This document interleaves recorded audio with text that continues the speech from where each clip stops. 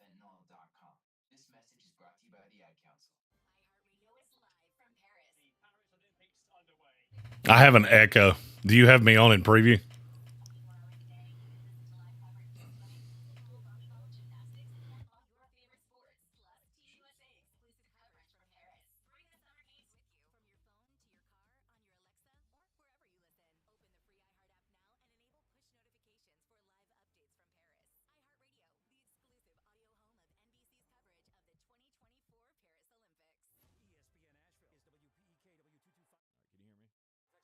Yeah.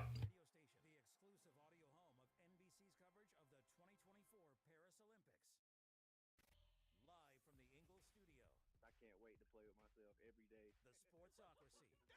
Damn the devil to hell! Let the big dog be! Let him on the field! Come get you some of this. Fire them cannons. By golly, put more powder in those things. He couldn't take any more disappointment. Oh, my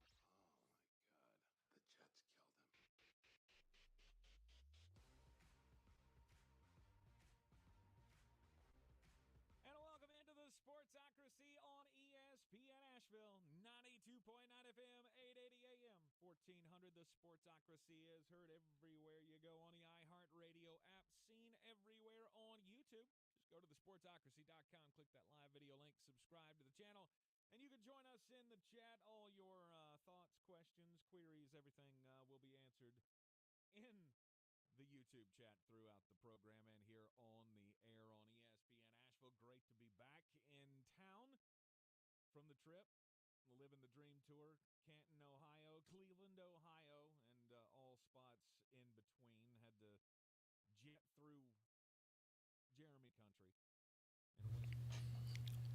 Hey, I slept through it. So I don't know if you have slept as much as I have slept in the last 2 days, but I have slept at a rate that most newborns would be jealous of.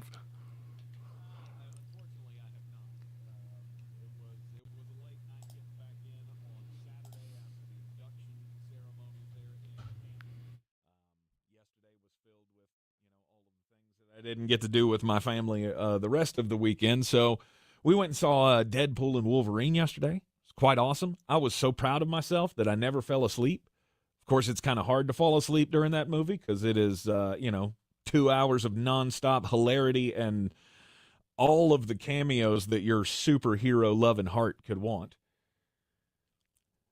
We had a whole lot of fun on the trip, thanks to Ingles Supermarkets, Dale's Pale Ale, Parks Ford, Hendersonville, and Clarissa sells WBNC.com. The Living the Dream tour off to a roaring start. We have over 2,000 pictures that we can share with you from our trip, and we'll be putting those out on the social media over the coming days, months, weeks, however long. Jeremy wants to start all of the discussions about starting up a new Hall of Fame. We need another Hall of Fame. There needs to be a rap Hall of Fame, period. We have a country music. We have a rock and roll. We need a rap Hall of Fame. Mm-hmm. And I am here to lead the charge. Yes. He wants to create a hip-hop Hall of Fame. Where would it be? Where would you put it if you were going to create it? What would be the city that you would want to put it in? I mean, I would think New York would be the place. New York was definitely on my list. L.A. was also on my list. Right. Actually, you have to have two of them because you have to have the East Coast and the West Coast Hall of Fames. Can't mix them. Oh, no, you could. It'd be fine. Make it happen. You wouldn't meet in the middle and put it in, like, Oklahoma or something. I didn't really understand how cool that part of that trip was until I started editing down the pictures from the Rock and Roll Hall of Fame. Uh-huh. That was pretty sweet. It was awesome. Whole lots of sports-related stuff in the Rock and Roll Hall of Fame as well. I think I got a good shot of all of those, so you can see things like Jerry Cantrell's Rockin' Jock jersey from like 1995 and Patty Smith's Atlanta Braves jersey. There were a couple of Hurricanes jerseys that were presented to Jay-Z and DMX when they were on the Hard Knock Life tour back in 1999 and rolled through Raleigh and got some Carolina Hurricanes jerseys. Both of those were hanging up in the 50 years of hip-hop display I sent those to Adam Gold in a text message, and his response to me was, "Why did Jay-Z and DMX have Hurricanes jerseys?" I responded with, "I was hoping you knew." Because I don't have the foggiest of a clue. Right. So anyhow, the Rock and Roll Hall of Fame was a great trip, great part of the trip, and hanging out afterwards there in Cleveland with our good friends that we met from Chicago, hooked up. So we sat next to a couple of guys on the bus. Wasn't it on the bus? Yeah, we met them on the bus to Canton, or to the Hall of Fame game.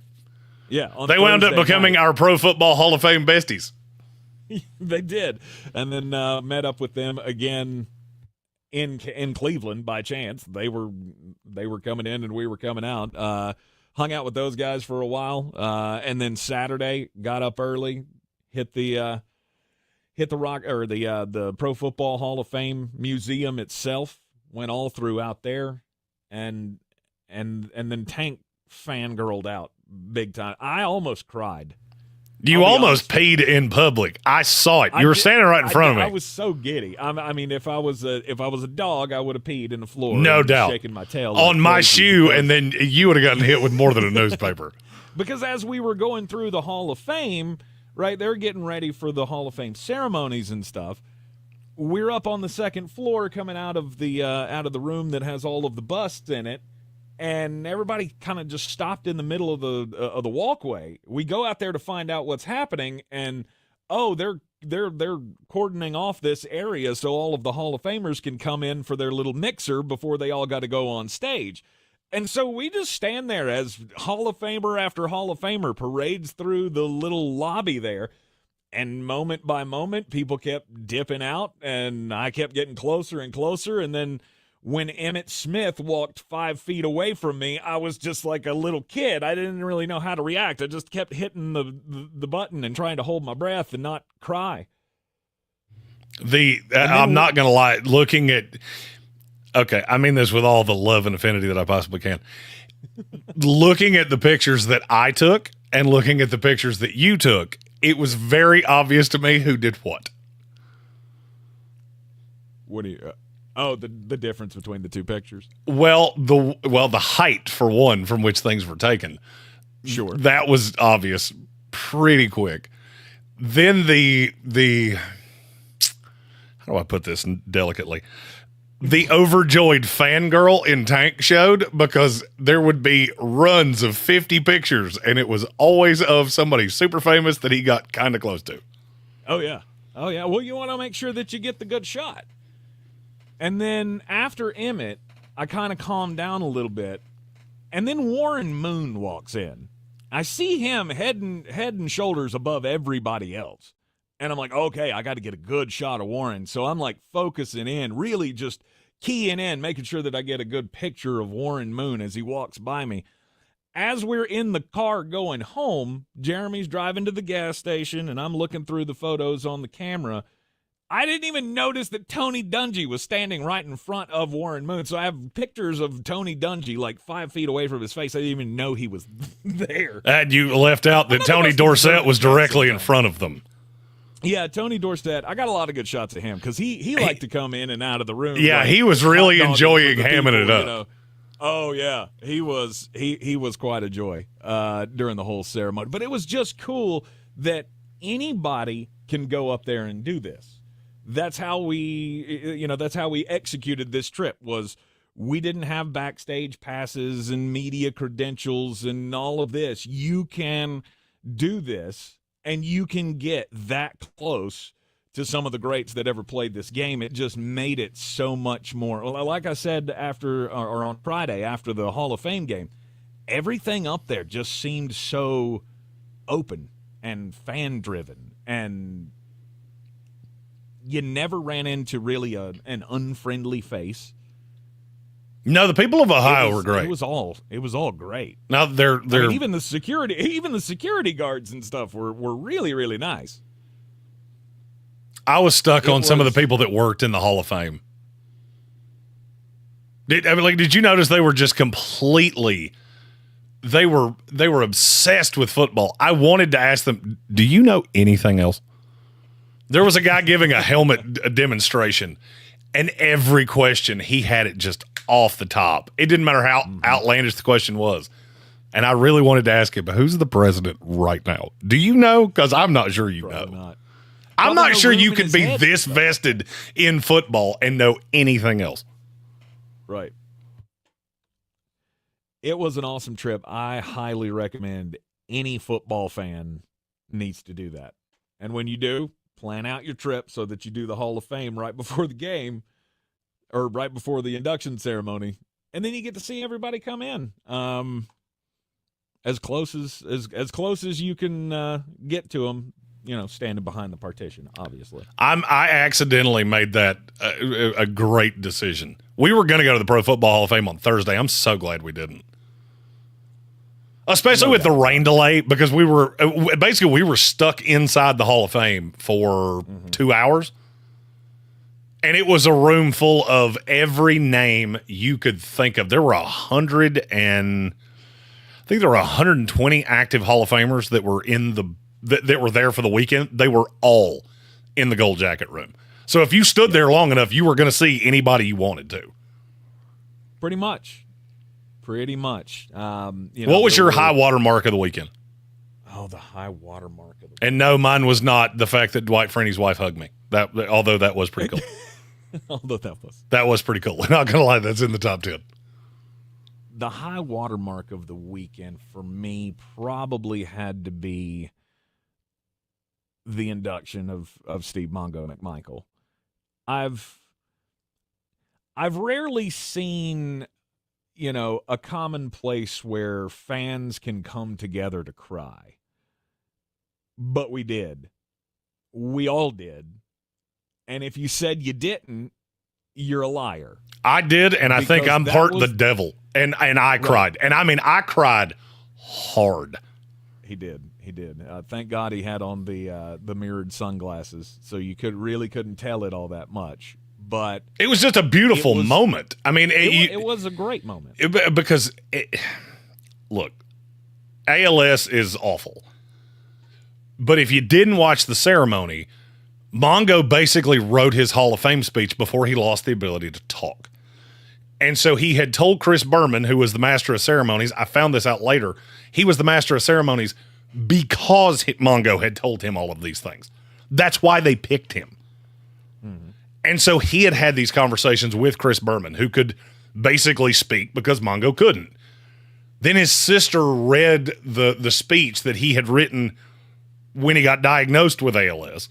I actually went back and watched the interview he did with his godson, Jared Payton, who inducted him, where he said he was going to do all of these things. And it was super surreal to see the 85 Bears around him in that hospital bed. And then you see the look in his eyes when he sees the bust of, I finally made it. And I just lost it. Yep. It was a very touching moment because we all, all of us who had been fans of his, me not so much with the football stuff because, I mean, he was, 4 years. They were what? That was 1985, so I was 3 years old when they made the Super Bowl run. He played to 94. I was not really familiar with Steve Mongo McMichael before the WCW stuff. That's how I became familiar with him, and then that's how I learned who he was and what an integral part of the 1985 Bears that he was. And I was always a fan of his personally. And even in those days, he was such a big figure. He wasn't just the manager. He got in there and he wrestled. Won the United States title. Physical specimen. Yeah. I forgot all about that until we were on the way home. Yeah, he got a nice little push there as a member of the Four Horsemen. And then just to see over the years and just over this disease, how this disease ravages people's bodies and turns these mountains of men into just shadows. It's painful. I think at first I thought maybe they shouldn't have done that. Maybe we shouldn't have seen that. But the more I thought about it, the more I thought, I'm glad they did that. I'm glad they showed. Because it not only shows you that there's still a fight going on inside this man, right? Every time you see Steve Gleason, same thing. You realize the fight that these guys have to put up. And then maybe that will help. Maybe that will help all of us understand what a terrible disease this is. All the fundraising efforts that happen year in and year out for ALS to try to, strike it out. I think I came to the realization that was a good thing. And it was a chance, like I said, for all of us football fans that were in the stadium to have that emotional moment together and kind of laugh about it afterwards. Like I went and got, I had to go to the bathroom to blow my nose. I was crying so hard. And I brought back napkins for all the ladies in the row because there wasn't a dry eye in the house. Jeremy refused to use a napkin like a real man. I just kept my sunglasses on, and moment. I let the tears be absorbed back into my eyes to be saved for 17 years from now when I cry again. That was the most touching moment. That was the high point of the weekend for me. However, all of it was a fantastic trip. We're going to take a quick break. We'll be right back here on ESPN Asheville, 92.9 FM, 880 AM and 1400. The Livin the Dream Tour. It's really off and running now after the Ohio trip. And again, thanks to the sponsors that helped make it happen. Ingles Supermarkets, Parks Ford of Hendersonville, Dale's Pale Ale, and Clarissa sells WNC.com. We'll be right back. From the team behind Atlanta Monster and Up and Vanished comes a brand You're clear. true crime podcast, Flashpoint. Listen as they Be right explore back. the homegrown terrorism threat through the lens of the Atlanta Olympics Yes, sir. and its aftermath. There is a bomb in Centennial Park.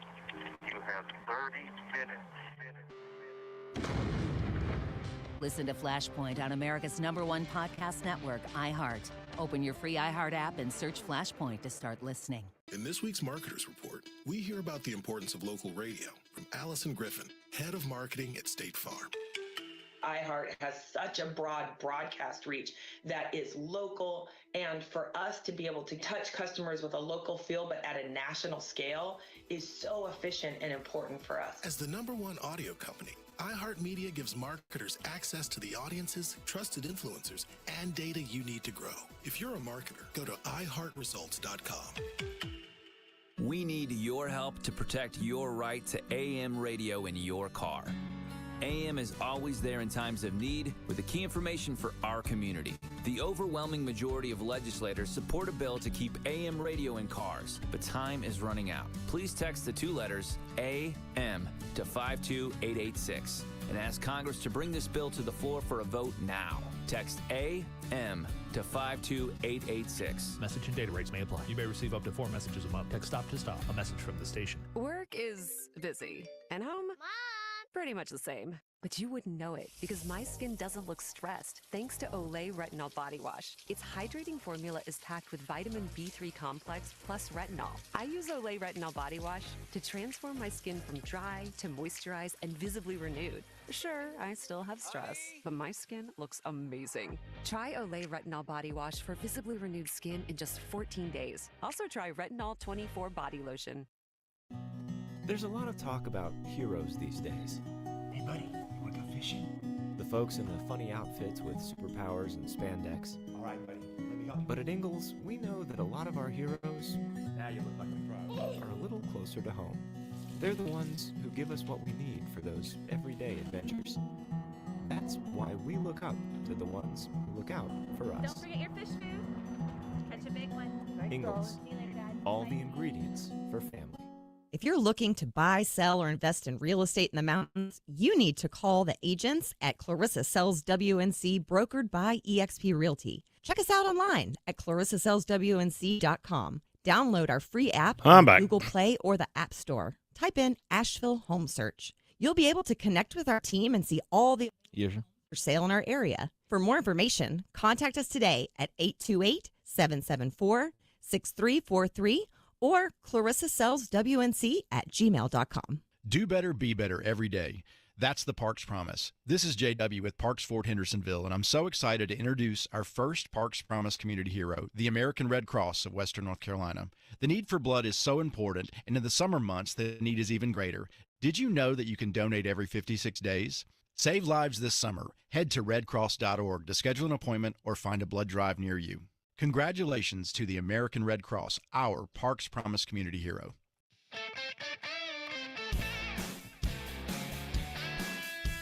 The Sportsocracy. That is some good, clean family fun there, eh, Cot? And we're back on ESPN Asheville. The Sportsocracy back from the first little leg here of the Livin the Dream tour, going up to Canton, Ohio for the Hall of Fame festivities. It was a busy weekend. It was a long drive. And I'm telling you, it was worth every second of listening to Jeremy Greene complain about things. You do complain a lot, by the way. Just saying. What did I complain about? Okay, what exactly did I complain about? The fact that I was soaked to my underoos? Yeah, I don't like being wet, Tank. Okay? I'm not a fish. I don't like being wet. Nobody can blame you there. Yeah, the rain followed us the whole way. Obviously, the Thursday night game got rained out. The Cleveland trip was fun until trying to drive back in blinding rain. I am so angry about all of the rain things that precluded us from going to SummerSlam. Yes. For those of you that asked, we had tickets that I sold, an hour before the show? Mm-hmm. I dug. I found good seats that were not insanely expensive, and we would have been there for all of it, except the fact that the Hall of Fame ceremony got delayed by 2 hours, and we couldn't miss it. Yep. All of the rain on Saturday morning is what I don't want to say trapped us, because it's not like we were there involuntarily. We were at least in the building involuntarily because it was raining so hard outside for most of the morning. But everything got pushed back because of that. It was not great weather, but despite all of that, it was a great trip. What was the high point for you? Oh, Mongo was. I'm not going to repeat your answer because that would. I just know that had you not said it, that would have been mine. Right. The answer for me is probably the bust room in the Pro Football Hall of Fame. And I'm just going to be honest. All right, I've watched the induction when it was guys that I cared about. Mm-hmm. I've at least checked in on it every year. And every year I would look at those busts and go, I mean, I guess it kind of looks like him, but not really. Then you get in the room with all 378 of them. And you walk through, and colorblind Jeremy was really struggling to read the nameplates because they're laser etched, and so it's white text on a completely clear background, so it's kind of hard for me to see. Mm-hmm. Once you get to about 1985, which is when they started making them life-size, the ones from the 60s, their heads are gigantic because they were trying to make them larger than life. I didn't know that. You get to the modern day, and it looks like they're going to start talking to you. And I was just so dumbfounded. The Ray Lewis one, I mean, it looks as frightening as I imagine he would in person. Lawrence Taylor did the same thing to me. You in the soul. Some of the busts are so good. I think we should do that with all of the I wish we had pictures of every bust. I don't think that we had that, but we definitely need to do like a photo gallery ranking or something of all the busts. There were 378 in that room. I'll bet we have at least a decent picture of 300 of them. We probably did. And I don't know what you took. I tried to take pictures of all of the highlights, the big superstars, and then just the coolest looking ones, which are basically the ones that are like not Brian Urlacher, right? It's so nondescript. There's nothing really about it. It's like the Troy Polamalu's, the Kevin Greene statue with his giant 1980s like Farrah Fawcett hair. There were a couple of statues, like I said, that looked like they would hurt you if they had the chance. I think it might have been Jonathan Ogden's. His was very large.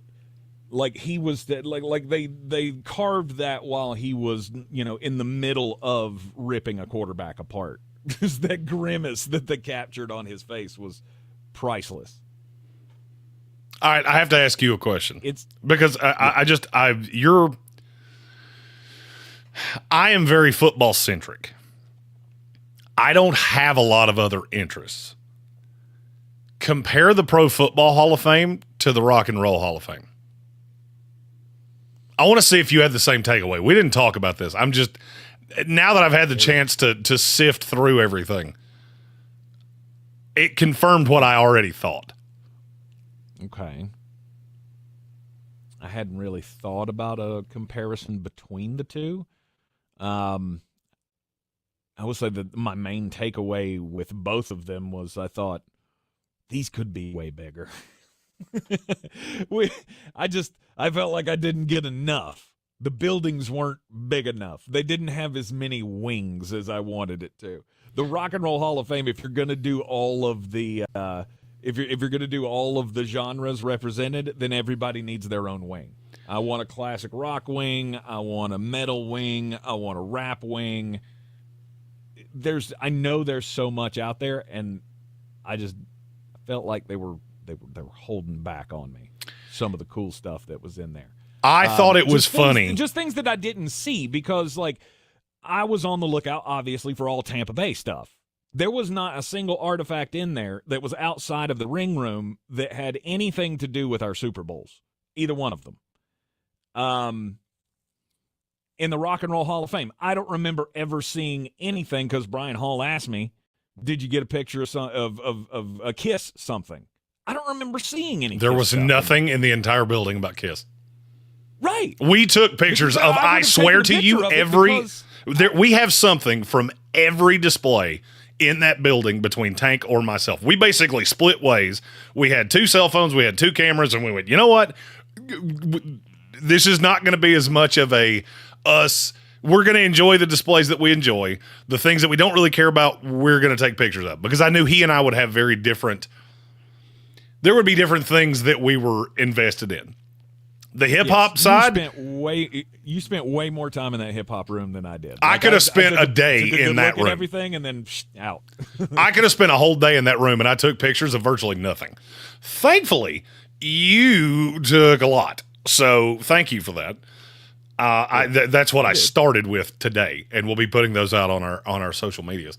My takeaway was, so you could buy a pass for the Pro Football Hall of Fame and the Rock and Roll Hall of Fame together. I was the one that bought the tickets and did all those things, so I went further down these rabbit holes. I noticed that you could buy a season pass to the Rock and Roll Hall of Fame. You couldn't to the Pro Football. And until I went through them, I couldn't figure out why that was. The Rock and Roll Hall of Fame could turn that room could turn that entire building once a week and never have the same display twice. Yes. The Pro Football Hall of Fame, you don't quite have that luxury. And after I thought about it, I figured out why. Every one of these teams has their own Hall of Fame. Mm-hmm. So when we go to NFL stadiums, every one of these teams has the things that you would expect to be in Canton. They're in their Hall of Fames. You don't lose the best of Bon Jovi to the Bon Jovi Hall of Fame. Right. I didn't think of that. And now it makes me really want to visit these individual teams even more. Mm-hmm. I'm going to Nashville next week. I'll go ahead and tell you, I'm going to spend a day at Titans camp. And I want to be in that building. I want you to let me in there for all your cool stuff. Right. I want to see all your things. It was awesome. And if you've ever been to huge museums like the Smithsonian up in D.C., like they say you could spend, 7 days in the Smithsonian's, all of the different branches, and never see all of the stuff that's in there. I feel like we could do that with the Rock and Roll Hall of Fame and even with the NFL Hall of Fame, the Pro Football Hall of Fame. But it keeps you coming back. I mean, if you think about it. Because they add new stuff in all the time. Like, we were there, and the Xavier Worthy shoes and shirt from the Combine, where we saw him break the record, they had it in there. They had the draft card in there from where he was drafted. They add new stuff to it all the time. I thought it was incredible, and I highly recommend. I've told everybody here in the building, if you've never done it, you need to do it. You need to do it, and I would agree with that. Plan to go to Ohio and do them both at the same time. And I will tell you that made me – I didn't have any intention of doing this, and now I've kind of audibled a little bit that you will be doing high school football the Friday before we leave for Clemson, Georgia. Mm-hmm. Mm-hmm. I think I'm going to go down on Thursday and do the College Football Hall of Fame. Oh, that'd be cool. It's in Atlanta. Mm-hmm. And it's right beside the stadium.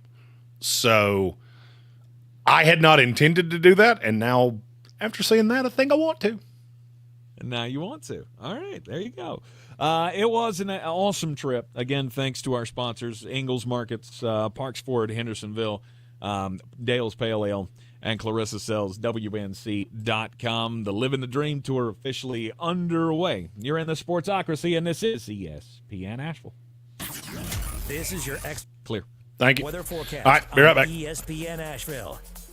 The slow movement of Debbie makes it a tricky forecast. It's a tough forecast anyway. Looks like right now most of the moisture stays east and south of us over the next couple of days. Midweek and beyond, there's a chance we could start seeing some of that moisture get in here. Expect changes to the forecast. Going to have to watch it very closely. A shower storm threat today, high 85. Tonight, showers, thunderstorms, end 67. And a few showers, thunderstorms tomorrow, 85. From the Weather Channel, I'm Ray Stajic.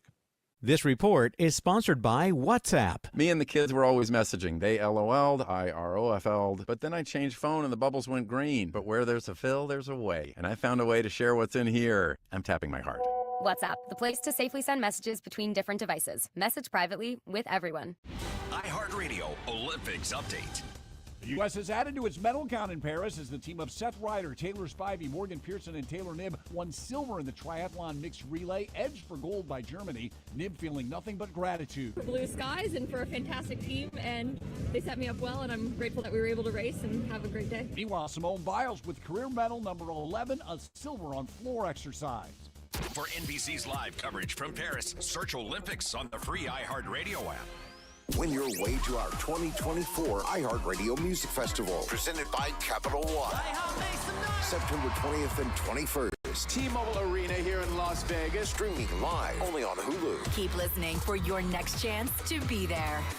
Summer is the time to let loose, turn up the tunes, and share sweet moments together. And M&M's are the perfect treat for any time. Chilling by the pool, jamming at the barbecue, road trip sing-alongs, and everywhere in between. So grab a pack from your local retailer and pass them around today. This August 17th and 18th, head to the Knoxville Convention Center for the Second Amendment Summit by Gun Owners of America. Discover new products from top vendors like Smith & Wesson, Henry Repeating Rifles, Canik, and more. For info, visit gunowners.org.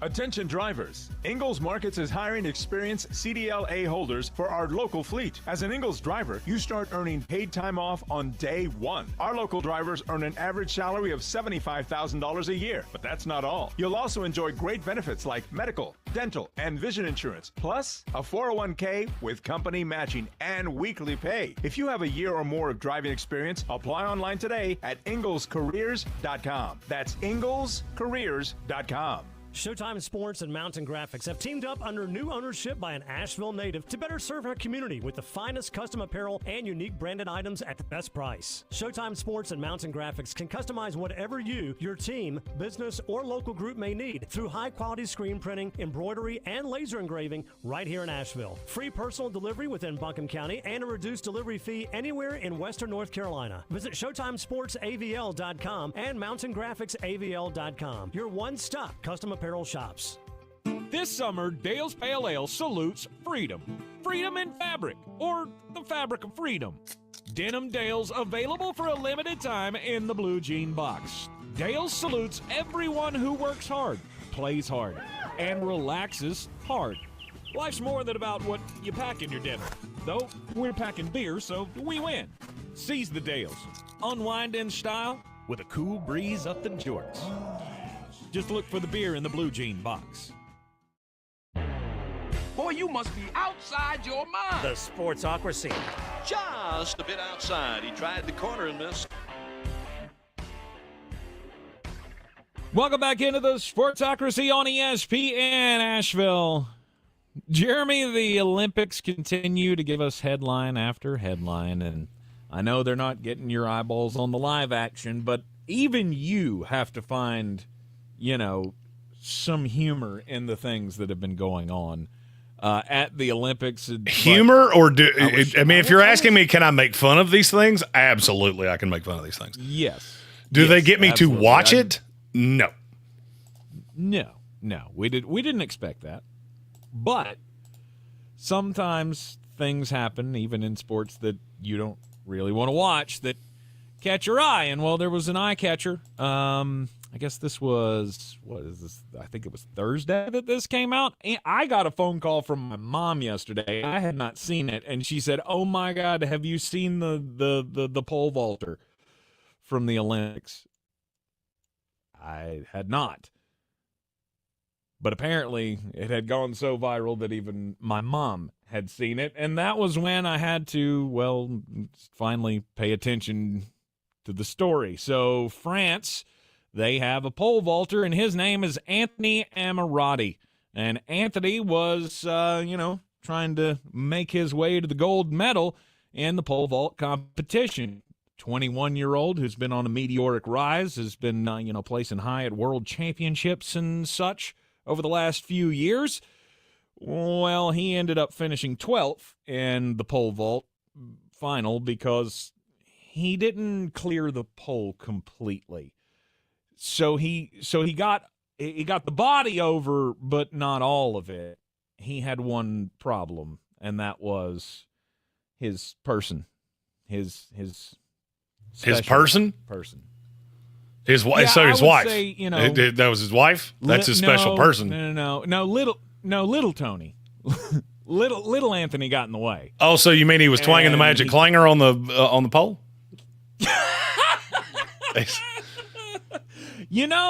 I am so glad you came up with the at ESPN Draft Nerd on the. I didn't say anything illegal. Yeah. Twanging's legal. Clanging's legal. Really Let's go. Twanging. I guess that seemed a little much. Anyhow, add an extra letter. It makes any word okay. Never seen a guy actually trip over himself on the way to try to get a gold medal, but there we had it. Have you ever seen somebody lose and win at the same time? Because I'm pretty sure he did. Yeah, he's much more popular today than he ever was. And hey, maybe he'll have an OnlyFans coming out pretty soon. Well, there's no doubt that there's at least one bar in France that he's going to walk in and just, daddy's home. That's what I do.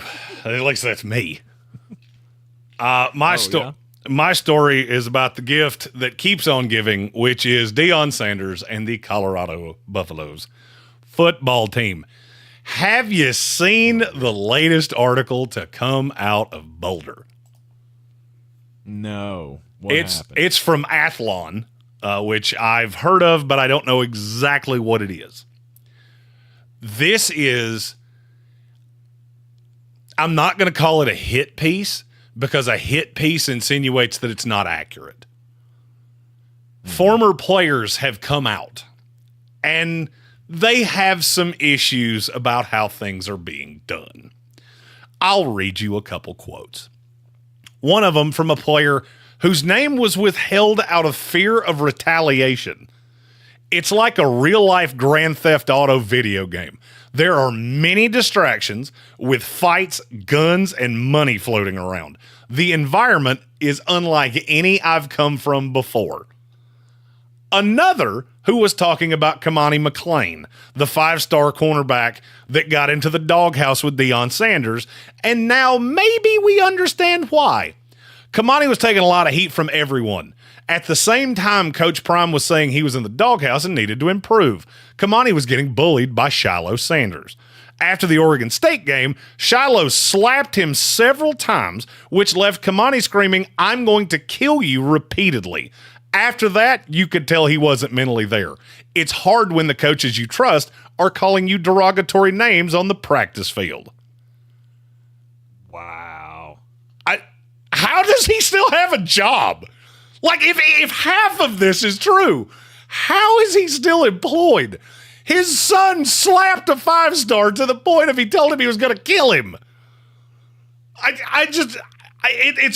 It's for me, it's gone from weird little novelty, unbelievably funny, really sad, back to funny, and now it's just, how on earth does any parent send their kid to Colorado? How? How in the world do you read this and go, yeah, that's the best spot for my kid? And I haven't even mentioned, have you noticed their practice jerseys? I think they did this last year, but I that might have been in my head. Their practice jerseys, they don't have names. They have their social media handle in the nameplate. No way. They do. Every player has their social media handle in the nameplate. This ain't funny anymore. This is officially gotten to a point of there's a 30 for 30 on this coming, because this is what guys are willing to say out loud. Think about what they're not willing to say. No doubt. Think about the things that you don't want to put your name on. Look, what caught me was that they wouldn't even, apparently the kid was willing to put his name on this, from what I understood. Don't quote me on that. It's just how I read the story. They wouldn't put his name on it out of fear of retaliation. Does that not tell you everything you need to know? Name me a college football program ever that you would fear retaliation because you told the truth. Miami. Miami back in the 1980s. But I mean, even then, there was nothing there. Not like this. I mean, yeah, they were doing, trust me, they were doing some stuff. And if you don't believe me, look at the arrest record of the guys that left Miami and wound up in the NFL. There were probably some crimes happening in that locker room. Not to the point of guys felt unsafe. I mean, there was a personal beef, but that was later. That was in the 2000s. I'm dumbfounded that we're still doing this. I'm dumbfounded that somebody hasn't stepped in and gone, this has gone from PR bonanza to PR nightmare. And how is this not a bigger story? When you want me to answer that? Because I can. When the guy says there are many distractions, fights, guns, and money floating around, that's terrifying to me for a college locker room. I mean, I feel like we all should be on the same page here, right? No guns on the school campus. Do you want me to answer why this is not a bigger story? I mean, because I can straight up do it. Because Deion Sanders is a cash cow for way too many people in the media. There are way too many people that are around that Colorado Buffalo program that have been completely irrelevant for the better part of 20 years. Now they see Deion, they're getting on national television, we're talking about them, and instead of actually doing investigative journalism things, they're along for the ride. And frankly, I don't begrudge you for that. When something like this happens, it's once in a lifetime. It's not really the local guys that I'm shocked at. It's the fact on the national landscape. We don't have people that are close to this program, or at least around this program, going, there's something up here, and I don't like it. Look, I haven't stepped foot in that locker room, but I can tell you straight up, this is about the 10th story I've done. Usually in this segment, because I can't find anywhere else to fit them in, of guys that have left this program that have a lot of beefs. That's not normal. Also, a story of backup quarterback Colton Allen and wide receiver Caleb Mathis. Days after they had a fight at practice, the son of Kevin Mathis, who's Colorado's defensive backs coach, was asked to pay Allen over a gambling debt in excess of $10,000. How can you have stuff like this going on in your locker room? Gambling debts of over $10,000 in a college locker room. Exactly. How can you expect to, like Jeremy said, have any parent step up and say, yeah, I want my kid to go to Colorado and be a part of that culture? But also, how do you keep trying to spin this narrative in the media of I'm just trying to build good young men, right? How many times have we heard him say that since he became a coach? And it's always felt gross. It's always felt like a lie. And stories like this just go to further prove every prediction that I had about this. That it is not going to go well. It's not going to end well. You've got Mr. All About Me trying to build young men of character, when I'm not sure he's one. And he even knows how to be one. It all starts at the head coaching position. And the more and more, the deeper and deeper that this all goes, I wonder just how many people in Boulder are sitting back going, what the hell did we do? Because you want to take the story from today of Sharrone Moore.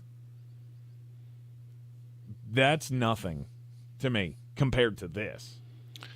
Well, and Patrick Holt in our YouTube comment said that I said years ago before NIL started that locker rooms would fall apart. There's a reason for that. Because you have guys making in excess of 7 figures, and you have some guys that are barely making enough to eat. That's going to be a problem. It was always going to be a problem.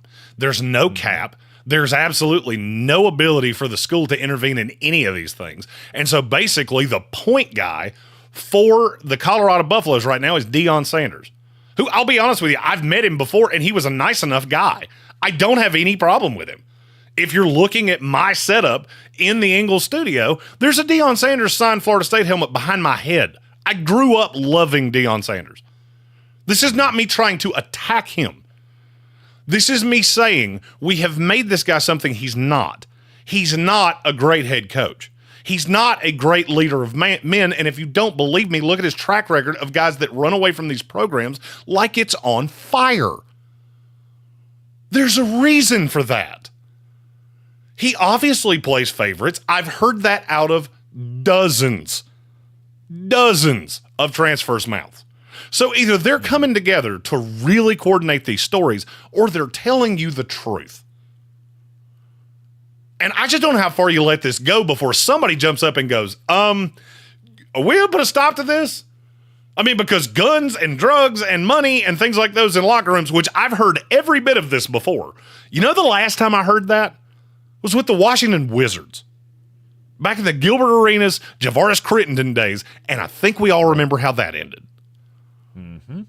You play with guns for long enough, and eventually somebody's going to get hurt. And I wanted it on record. As soon as I saw the story, I went, yep, I've heard all of this before. This is an accredited source. I'm running with this one. And here is me saying, when something goes bad here, don't tell me I didn't tell you so. Yep. Fights in locker rooms happen all the time. Right? Guys get upset with each other. You didn't run the right play. You keep doing this wrong. There's all of that. There's just the the heat and the exhaustion from practices that get going. Fights can happen for any reason. When you have stuff like this, like dudes owing other dudes money in the locker room for gambling debts, that takes it to a whole nother level. You get guys in the locker room that have 10 grand on the line between the two of them. Oh, and by the way, there's guns around. Whatever beef they got in practice gets compounded by the money, gets compounded by the fact that there's a gun around, and it's a disaster waiting to happen. This is one of those moments where, you know, the NCAA, if you ever wanted to continue, you know, to continue to act like you had some power, there needs to be some kind of a statement launching an investigation into the locker room culture at Colorado after these kinds of accusations. I would think that'd be the next step. You cannot continue to allow stuff like this to happen. Again, I don't think that this even the Michigan cheating stuff, to me, that doesn't hold a candle to what this could turn into. And my fear is if you don't do anything about it now, while these reports are just, you know, reports, you don't start putting more pressure on the culture there, digging into actually what's happening. How would you feel if something did happen? No, but Deion Sanders is a cash cow, so we can't touch that, right? Mr. Affleck 2.0. It's always that line that you walk between the superstar and ethics. Jeremy, you and I talked about this last week, and we were going down that path of getting into it again before the show started today. Talking about the Hall of Fame and guys like Antonio Brown. Character matters.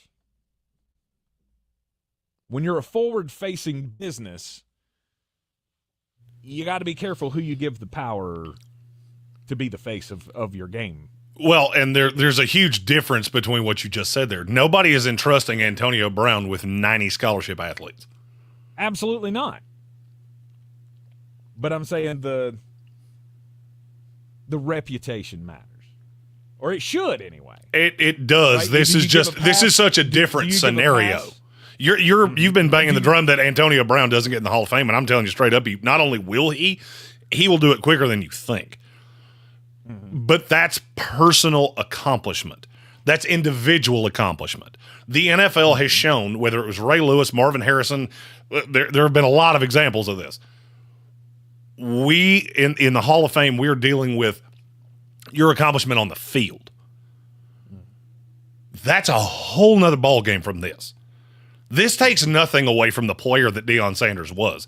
I'm just telling you, before you keep lauding him as this great coach, really dig into what the boots on the ground here are actually telling you. Because there's so much smoke here, I refuse to believe there's not fire. Refuse. I've never seen a story where this many guys that had nothing to do with each other than the fact that they played at one school had this many things that all steered in the same line. And you can say, oh, it's sour grapes. Oh, it's they didn't get to play and they're not happy. Okay. And I'll be honest with you. I went down that path the first 5 times. We're into the 20s now. Mm-hmm. We're into the 20s now.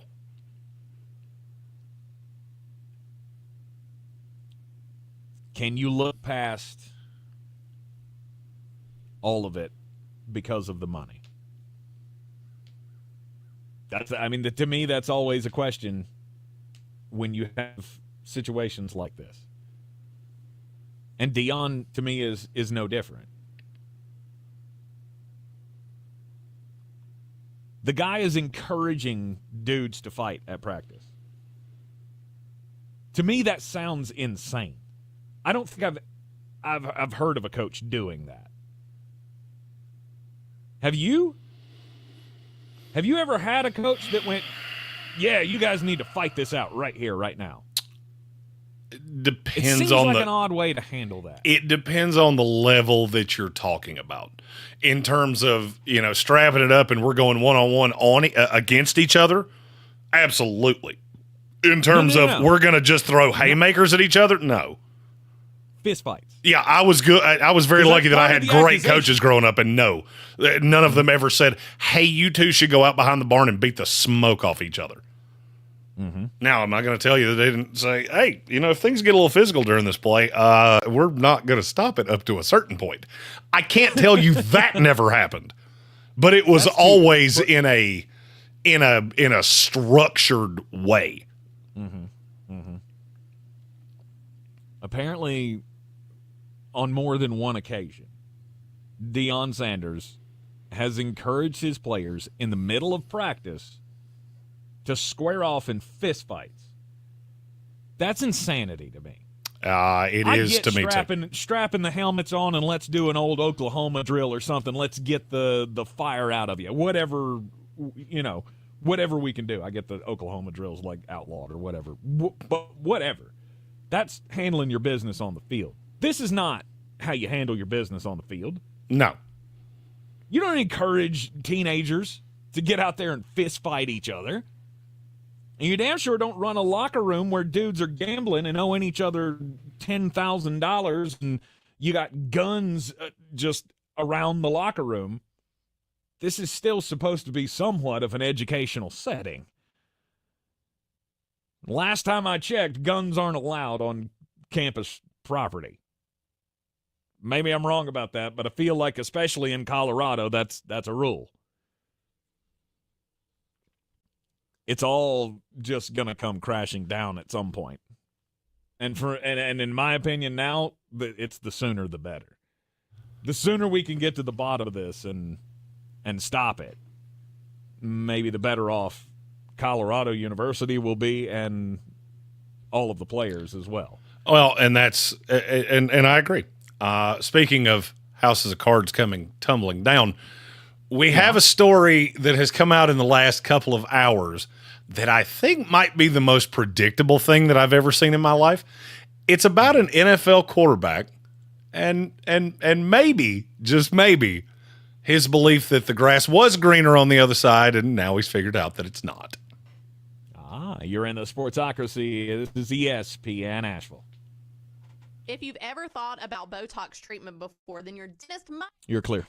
that pops into your head. But at Asheville Smiles Cosmetic and Family Dentistry, they are dedicated to the treatment of TMJ, and they use Botox for that. Botox can also be used to treat headaches that come from people grinding their teeth or clenching their jaws when they are stressed. So if you have more questions about Botox and you want to see if it's a good option for you, check out Asheville Smiles online at AshevilleSmiles.com. World-class dental care with a hometown feel. He went to doctor after doctor looking for relief and always walked away discouraged. Surgery and drugs hadn't worked before, so why would he try them again? That's when Carmen made an appointment at QC Kinetics. I'll tell you one thing. I got a spring in my step. The bounce is back in my step. My quality of life improving exponentially since I've been going to QC Kinetics. QC Kinetics has treated over 35,000 patients like Carmen, using their own healing components, concentrating them into damaged knees, hips, shoulders, and backs. No surgery, no drugs. The pain on quality of life so much better, and mentally I'm in such a better place because I know that I'm not going to wake up to the same old struggles that I have been dealing with every single day. 10 months ago, no joke, I was a prime candidate for a knee replacement. Today, I'm not because of the treatment I'm receiving at QC Kinetics. Carmen finally got relief, and it was easy, starting with a free consultation at QC Kinetics. Call QC Kinetics, 828-333-9517. That's 828-333-9517. 828-333-9517. Yeah, that story on the guy I'm talking about is Kirk Cousins. It's on CBS Sports. Just type in Kirk Cousins regret. It's the first story that pops up. And how you can help. Leadership Asheville will host a panel discussion on August 10th at the Crown Plaza Expo Center to dive into local K-12 issues with local leaders. Join us at 8 o'clock for networking and a program at 8:30. Buy your tickets today at leadershipasheville.unca.edu. I'm Scarlett Johansson. My family Yeah, I got it. assistance to help provide meals for us. These meals fueled my involvement in theater and the arts as a child, which fostered my love for acting. The Feeding America network of food banks helps millions of people put food on the table. You can join the movement to end hunger by donating, volunteering, and advocating. Because when people are fed, futures are nourished. Join the movement to end hunger at feedingamerica.org/actnow. Brought to you by Feeding America and the Ad Council.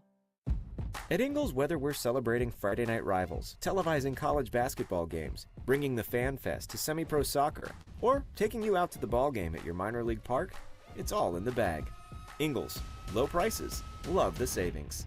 If you're looking to buy, sell, or invest in real estate in the mountains, you need to call the agents at Clarissa Sells WNC, brokered by eXp Realty. Check us out online at clarissasellswnc.com. And did I mention that Clarissa Sells WNC loves teachers?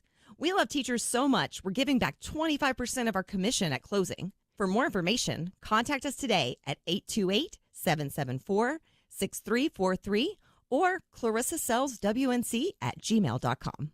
Do better, be better every day. That's the Parks Promise. Our mission, to improve lives with every interaction. This is JW, General Manager at Parks Ford Hendersonville. Experience. All right, coming back after this.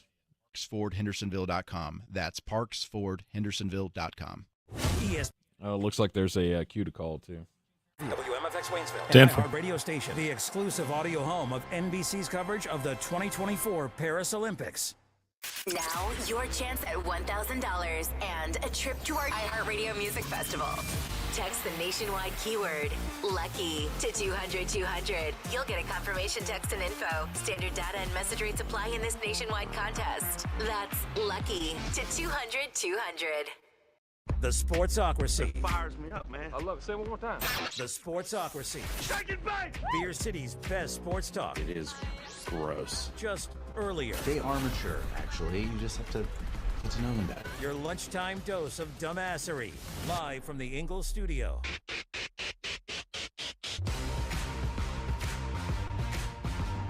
It is ESPN Asheville, 92.9 FM, 880 AM and 1400. The Sportsocracy heard everywhere on the iHeartRadio app. You can listen to us live or on demand. You can also watch us live on YouTube. Just go to thesportsocracy.com, click the live video link. Subscribe to the channel. You can join us in the chat. You can check out my brand new Rock and Roll Hall of Fame T-shirt. Yes, before Jeremy points out my stinginess, it did come off the clearance rack. It is a nice shirt. I really like it. I was not going to make fun of your stinginess. I was, however, going to make fun of the fact that you spent almost as much time in the gift shop as you did anywhere else. I did, because, look, I've been, these trips that I've gone on, I've not really taken care of my family all that well, bringing them back souvenirs and such. So I had to figured if I'm going to the Rock and Roll Hall of Fame, they all love music, so I got to get everybody something. Just took a little longer than I expected to do that. But, I am terrible at trinkets and souvenirs, and I am pretty notorious for, hey, there was this thing that I wanted. I'm going to find it on eBay. Because it's cheaper there. No doubt. Right. But the fact that the Beatles shirt that I got for, Joshua, because he's a big Beatles fan, that it has the tag of the Rock and Roll Hall of Fame in the back, that's worth an extra $20 or whatever your markup was from what I could have bought that shirt on eBay. Because I'm pretty sure I've seen that shirt at Walmart for $9. But, it was. I will say this: the Rock and Roll Hall of Fame, the shirt quality was very high. Yes. Yeah, this is a very comfortable shirt that I'm wearing right here. But yeah, it's one of those things. You got to have a T-shirt. You go see a band. When was the last band T-shirt? Have you ever bought a band T-shirt, Jeremy? I bet I do a week from. I bet I do a week from tomorrow. Bet I do. When you go see Creed. Greatest band of the 20th century, Creed, who I voted for the Rock and Roll Hall of Fame because you gave me the opportunity to. You left the kiosk open, and you said, what band do you want to see in the Rock and Roll Hall of Fame? And I told you who I wanted to see, and now you go do it.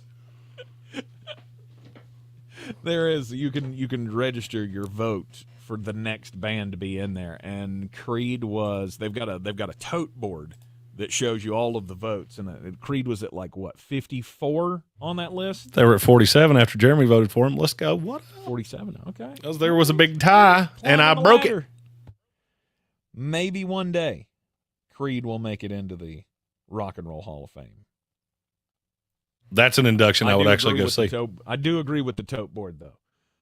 Creed should not make it into the Rock and Roll Hall of Fame before Weird Al Yankovic. Just saying. Stop. Stop. What do you are Weird Al? You are the guy that would like Weird Al. I love Weird Al. He's so good. That's the least surprising thing I think I've ever heard in my life. I'm a huge Weird Al fan. Weird Al's single-handedly resurrected people's careers in the 90s by redoing their songs. Yeah, I think that guy needs a little bit of love. Some people know his songs more than the songs that he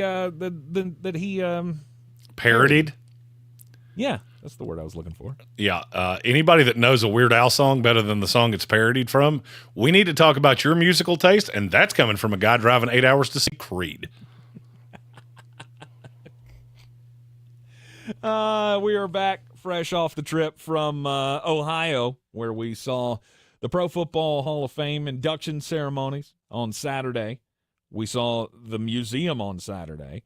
Friday, we took the trip up to Cleveland to go to the Rock and Roll Hall of Fame, where Jeremy decided that he needs to open up a rap Hall of Fame. And then Thursday, of course, the Hall of Fame game, they got rained out. And then thankfully, we come back down here, it's raining. So, yeah, the depression continues for at least another week. Yeah, I can't. Everybody who has family in Florida and South Carolina, by the way, I can't see any more rain. I've forgotten what sun looks like. Yeah, well, get used to it, buddy, because if you haven't noticed, there is a hurricane coming, and it's going to bring a whole lot of rain. I didn't know anything about it. Nothing about that. Let me guess, it's got a doofy name. In Florida this morning. Oh, let me guess, it's got a doofy name. What is it? Yeah, Debbie did Florida this morning. Oh, that's not good. Yeah, and she's getting ready to hit South Carolina. The problem is it's going to go across the panhandle of Florida, back out to sea, and then it's going to go straight up and slam Charleston. The problem with it is it's going to stall out there for 2 days. Oh. And it's just going to spin, and it's just going to drench. They're talking feet of rain. Oh. 2 feet of rain in Charleston, South Carolina. Jim Cantori landed yesterday, if that'll tell you anything you need to know about what Charleston's in for when it comes to this storm coming up on Wednesday, I believe it is when it's supposed to make landfall. It's going to be brutal. And hopefully we won't get too much of it here in the mountains, but that whole cone thing, if it shifts inland a little bit, we could absolutely get soaked. It's also supposed to move over the Raleigh area Friday or Saturday, I think. So it's going to be a wet week here in North Carolina. So the wet weather's not leaving us, Jeremy, anytime soon. Well, I'm leaving you because I'm going to Tennessee 5 days from today. So yes. And I've already checked the weather. It doesn't appear it's going to rain there at all. Are y'all doing the Country Hall of Fame while you're there? I hadn't intended on it, but I might. I know we're doing the Grand Ole Opry one night. We're going to do Creed one night. We're going to see Chris Stapleton one night. Man, I hope my wife's not listening to the show because that was supposed to be a surprise. So if anybody sees her, please don't tell her that. Yeah. I've done a great job of keeping that from her so far, and then I just boo-boo kidded it all in one great big shot. Yep. We're going to Titans camp one day. It's going to be a whole vibe. I'm looking forward to it. Awesome. And we're going to get Tankerous an actual vacation before we get fully going with all the football things. Let's hope so. Let's hope I get some more rest and relaxation. Like I said, we got back late Saturday night, and I spent yesterday doing family things, and I still haven't got to catch up on my sleep just yet. Which means I could be asleep by 6:30 this evening. I slept last night in a way that has usually been reserved for small, non-talking children. Yeah. Yep. I went to bed Watching at 8. Julius Peppers, you went to bed at 8 last night? At 8, and I woke up at 7:30 this morning. Binge sleeping. It was I like it. beautiful. Try to get back on track. Stop staying up till 4 a.m. every morning.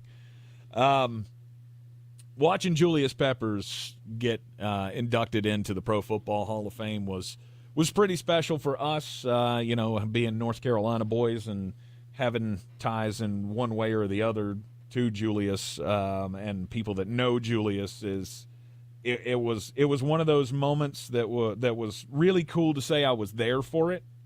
We were in the same building as Michael Jordan and didn't even know it. I knew it because I tried to get him to shake my hand, and he didn't really seem to have a whole lot of interest in doing that. Yeah. Dwight Freeney's wife hugged me, though. So, that really made up for it. Like, well, there you go. I mean, if you told me I could shake Mike's hand or hug Dwight's wife, I think I came out on the right side of this. So, yeah. There you go. Yeah. It was a rainy week up there in Ohio, but great memories. Obviously, it was very cool to be there for the Steve Mongo McMichael. If you want to hear the recap of all of that, we will get back into it. But we touched on that at the beginning of the program. You can go back and listen to that on the podcast. There was not a dry eye in the house. That stadium was just a whole bunch of blubbering football fans, and nobody felt shame over it, because that was, if you didn't bust a tear on the Steve Mongo McMichael induction, I don't know, maybe go see a psychiatrist or something. You got a permanent blocker in there somewhere, because even Jeremy cried, and I didn't know that was physically possible. I thought he had his tear ducts removed at the age of 6. Well, I did make sure to eradicate the tears, because it would be awful if I were to rust. Yes, indeed. Kirk Cousins. Who's shocked that Kirk Cousins was not happy that the Atlanta Falcons went out and drafted Michael Penix with the number 8 pick in the 2024 NFL Draft?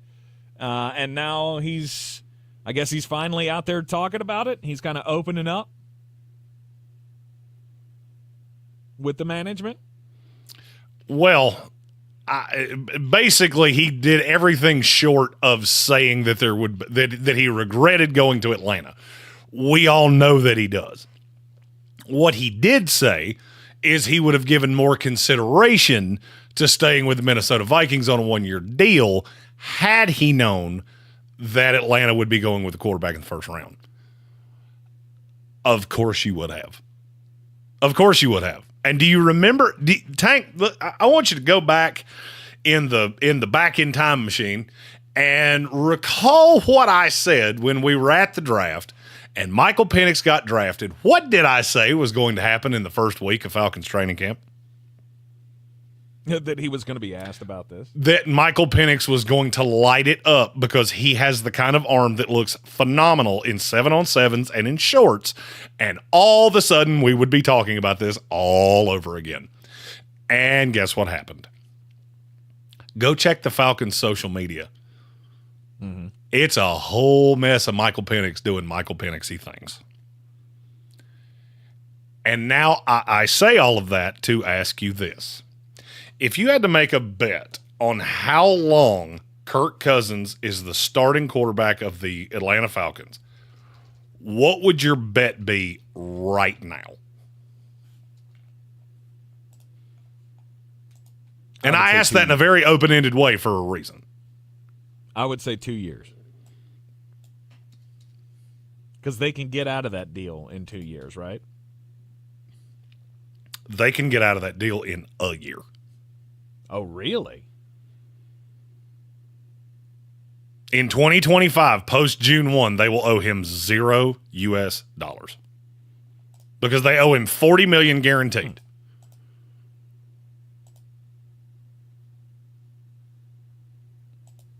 Okay. Now, I mean, they'll have dead money, but in terms of the dead money will span over a while. But in terms of it just slamming them against the cap, they'll owe him $0 if they cut him post June 1. And I'll be honest with you, I don't see a way they don't do it. I fully believe the Atlanta Falcons and Kirk Cousins has become the most untenable situation in the NFL, and he's never even taken a snap for them. Because I don't see how you're supposed to do this. All right, just let's play a fun game with the Atlanta Falcons. And you and I both like Kirk, but he is coming off an Achilles injury. He is 36 years old. And have you taken a good gander at the defenses that Atlanta has to face? Tell me about it. First 5 weeks of the season. Pittsburgh, at Philadelphia, Kansas City, New Orleans, Tampa Bay. That ain't fun. There's nothing fun about that. Those are 5 teams that at the very least will be good defensively. 3 of them could be elite. What happens if you start 1-4? And that last one is a Thursday night on Prime against Tampa Bay. And you're sitting here at 1-4, and you've got Michael Penix sitting on the bench that the last time the fan base saw him was him throwing absolute dots in training camp. What now? What now? You just keep lathering up and doing this because you signed him? Part of me says, yeah. I mean, I don't think you're going to I don't believe that I would be swayed to throw Michael Penix out there, but of course I wouldn't have drafted him. So the team that was stupid enough to waste the number 8 pick after you had just signed a quarterback, yeah, maybe they just throw it out and say, okay, now it's Penix's team. And I'm so glad that Feels Ben like Whitley Mongo. said in our YouTube chat what he just said, which is if Penix doesn't pan out, good luck getting another free agent quarterback to sign there in the future. I'm pretty sure that bridge is already on fire. The minute you drafted Michael Penix, every agent in the league looked around and went, are you telling me they didn't give him any assurance they weren't going to do that? I've had 2 ask me that same question because we're close enough to Atlanta that they thought I might know. Would you even ask the question? Would you even think to ask? Who are you talking about here? Kirk or the agent? If his agent didn't ask that question, he should have fired him immediately. I'm leaving Minnesota because they have the intention of drafting a quarterback. Now, if you read deep enough into that ESPN story, Kevin O'Connell told Kirk Cousins point blank, if you come back, we will not invest a high draft pick into a quarterback. Precisely. They went the J.J. McCarthy route because he left. He didn't believe them. Straight up, he didn't believe them. He thought there's so many quarterbacks in this class, they're going to take one in the first couple rounds, and I'm going to have to deal with this for the rest of my career. He went to Atlanta solely because he had no competition. The weapons were good. He liked what was happening. The division was winnable. He played in a dome. If he didn't at any point ask, hey, what's your plan after me at quarterback? Then your agent's a moron.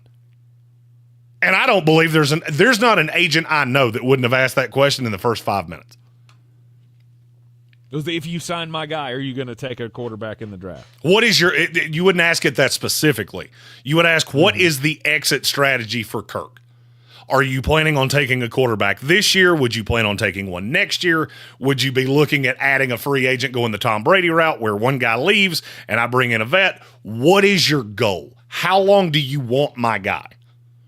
And the way they layered this contract, it makes me feel like when that was asked, they told him, well, it's 2 years minimum. This is your team for 2 years minimum. And if that's the case, good luck. Because agents talk like sophomore girls talk. So if that's the way this went, not only are we going to know it, every agent in the NFL knows it. And so when Atlanta comes calling in March of next year, don't be shocked if some of these teams go, I'm good. I'm good. You lied to Kirk Cousins. What are you going to do to my guy that's making $5 million a year? It's not necessarily the high-end guys. The high-end guys look for either situation or the team that can pay them. It's that secondary free agent that's going to look at you and go, all of my offers look exactly the same. I don't believe a word you just said to me, so I'm going to take you off the list myself. I think this is a huge story because Atlanta is set up to be good for the next several years. But you get this story about Kirk Cousins the Monday after the comp to Jordan Love comes out on Michael Penix. That's where Atlanta's brain trust is at, is that they think they have done the same thing Green Bay did with Jordan Love. That they get the guy, he can come in, learn how to be a pro, and then he's just going to pick up the reins when Kirk's ready to move on. But notice they never said anything about time frame. Right. You've put Kirk Cousins in almost a no-win situation. Unless he comes out and has the best year of his career, we're going to talk about Michael Penix every single time he throws an interception. Every single loss. Every time the Falcons give you any reason to think that they're not better than they were last year, we're going to talk about Michael Penix. And that's why teams don't do that.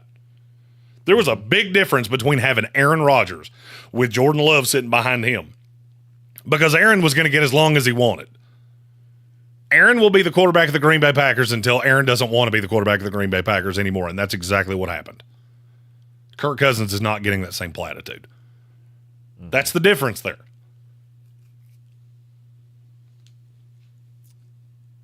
And it's hard to come away from this scenario and from these stories and not think that Kirk didn't just not get the full story. He was lied to. That's where I think it is, and that's where a lot of people in the league that I talk to, they believe Atlanta straight up looked him in the eye and lied to him. Yeah. Yeah, he's too good to make that assertion, right? That's above him. He's not going to stoop down to that. But I think he really wants to. I think he absolutely feels betrayed, and he should. Because, like I said, I'm sure you're right. I mean, the agent probably did ask that question, but I never would have thought to ask that question. If you signed me for $40 million, why would I even consider asking? Are you going to draft a quarterback in the first round? Let me ask you another question on this. We will see the Atlanta Falcons on October the 20th. They play the Seattle Seahawks in Atlanta. Do you think there will be rumblings of Michael Penix at that point? Because I firmly do. Could be. I think you have handled this so poorly that short of you come out and blister Pittsburgh in week 1. Because if you lose to Justin Fields, it'll start the minute that game is over. Because you could have had Justin Fields, and that was the team we constantly talked about with him. Then you go to Philadelphia, which could be a bloodletting. Mm-hmm. And then you may have the worst 3-game homestand I've ever seen. Not because of the talent of the teams you're playing, but because if you don't win 2 of those 3, you're not going to be able to get away from it. Mm-hmm. That Atlanta media will absolutely ask this question every single day. Because I think there's a possibility they start 0-3, losing to Pittsburgh and Kansas City at home, Philadelphia on the road.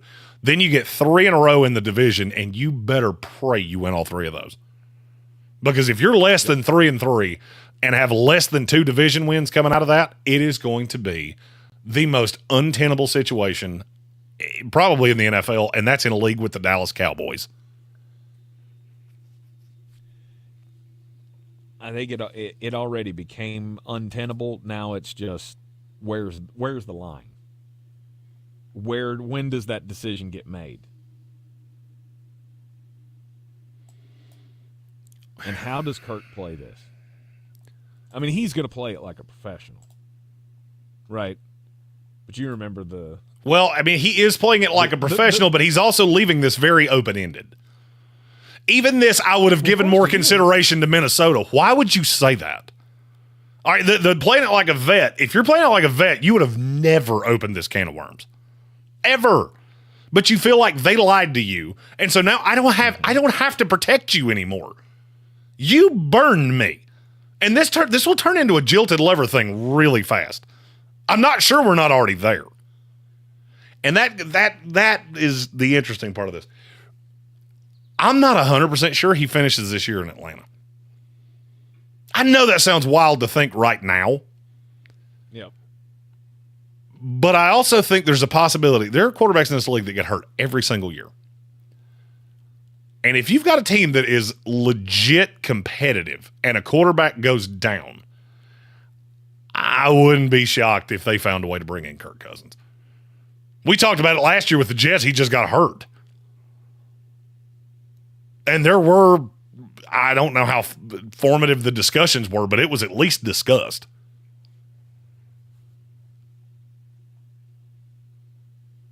There will be opportunities elsewhere next year. How do you not feel that you have been lied to? How do you not feel that the Atlanta Falcons have just basically wasted a year of your time? Well, and it's the end of your career, too. You're not getting this time back. He's 36 years old. That's what I'm saying. At the worst part of my career, you're just wasting my time now.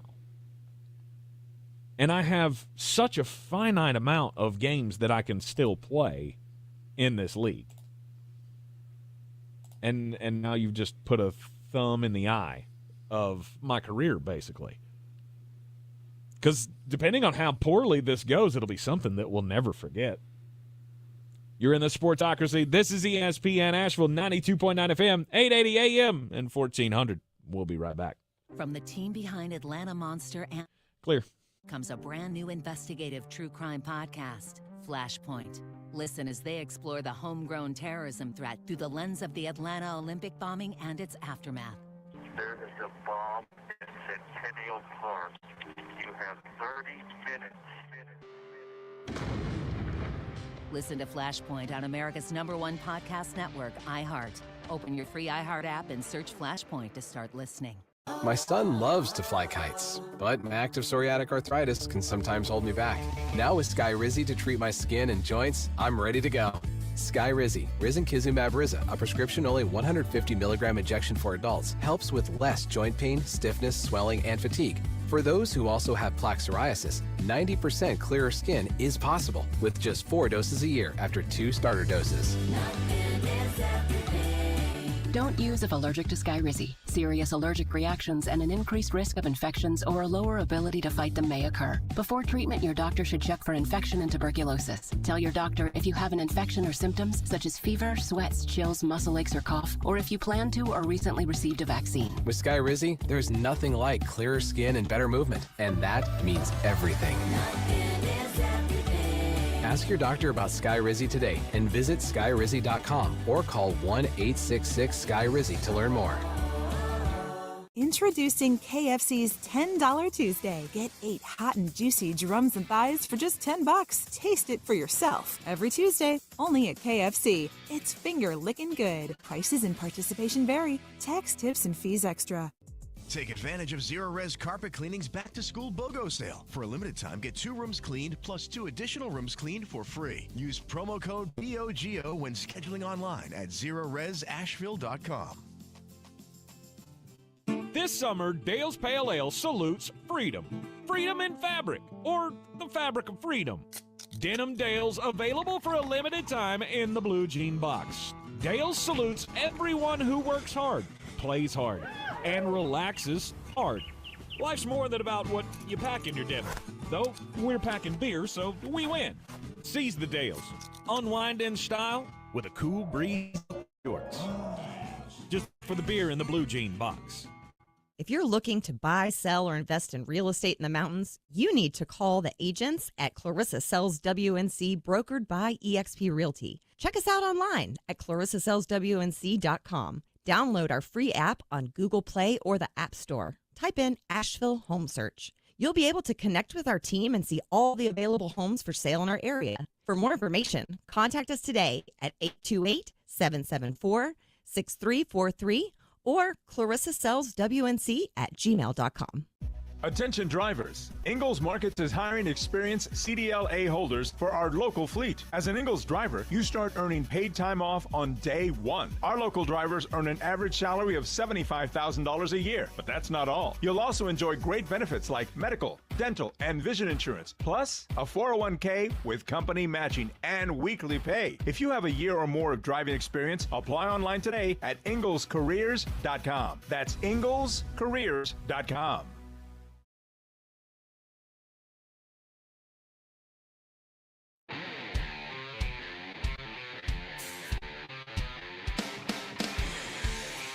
The Sportsocracy. What are you people? On dope? We're back in the Sportsocracy on ESPN Asheville. Was asked in the YouTube comments, where could we see Kirk Cousins landing next year? What would a frenzy look like? And would there be a frenzy for Kirk Cousins? Well, there wasn't much of one this year. That's how he wound up in Atlanta. That was really the only one that was interested. A lot of teams like to skew younger, but isn't he still a sought after veteran? I think that would more depend on how this year went. Mm-hmm. I mean, look, there's a pretty significant history of quarterbacks that you hit about this age, and it doesn't tend to age so hot. I mean, just remember Matt Ryan towards the end. That Matt Ryan year in Indianapolis. Anybody signing up for that? Because I'll go ahead and tell you, I don't think they are. And so if Kirk really gives you any reason to think that that's what's coming, then, I mean, this could be the end. And that wouldn't shock me in the least. I mean, look, this guy had 14 interceptions the year before. For one of you says it's very obviously Aiden O'Connell. One of you says it's very obviously Gardner Minshew. Basically, the rest of you say, neither one of them are that great. But, I mean, it's hard to find locations other than that. Most of the league is either has a franchise guy, has paid a guy like a franchise guy, whether they are or not, or has a young guy.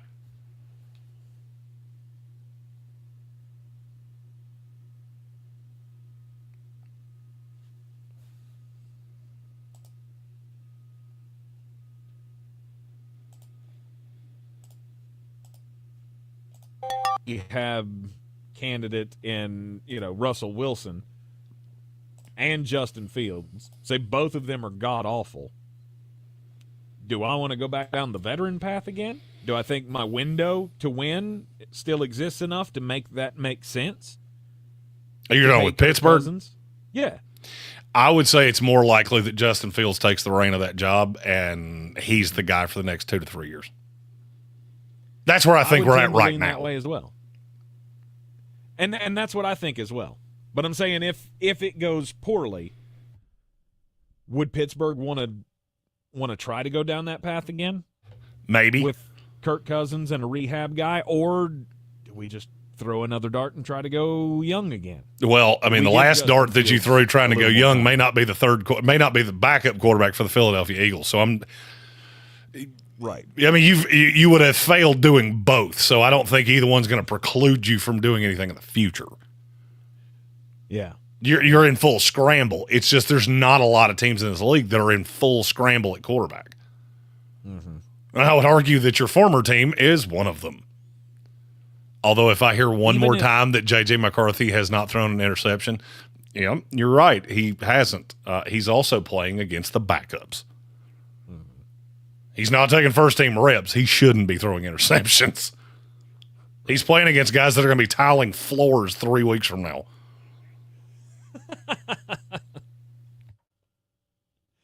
You're in the Sportsocracy, and this is ESPN Asheville, 92.9 FM, 880 AM, and 1400. All of it will be sorted out in the preseason, or in some cases, it's going to last much into the season with Kirk Cousins and Michael Penix. How much leash does he have, and how quick will they want to pull the trigger if things don't start out well? It's not going to be an easy road to start out the season for the Atlanta Falcons. And again, I think I'm with Jeremy on this one. You start poorly, that Michael Penix train is going to pick up steam amongst the Atlanta Falcons fan base. You're in the Sportsocracy. This is ESPN Asheville. We'll be right back. It'll be time to get weird. This is your Exergen temperature forecast on ESPN Asheville. The slow movement of Debbie makes it a tricky forecast. It's a tough forecast anyway.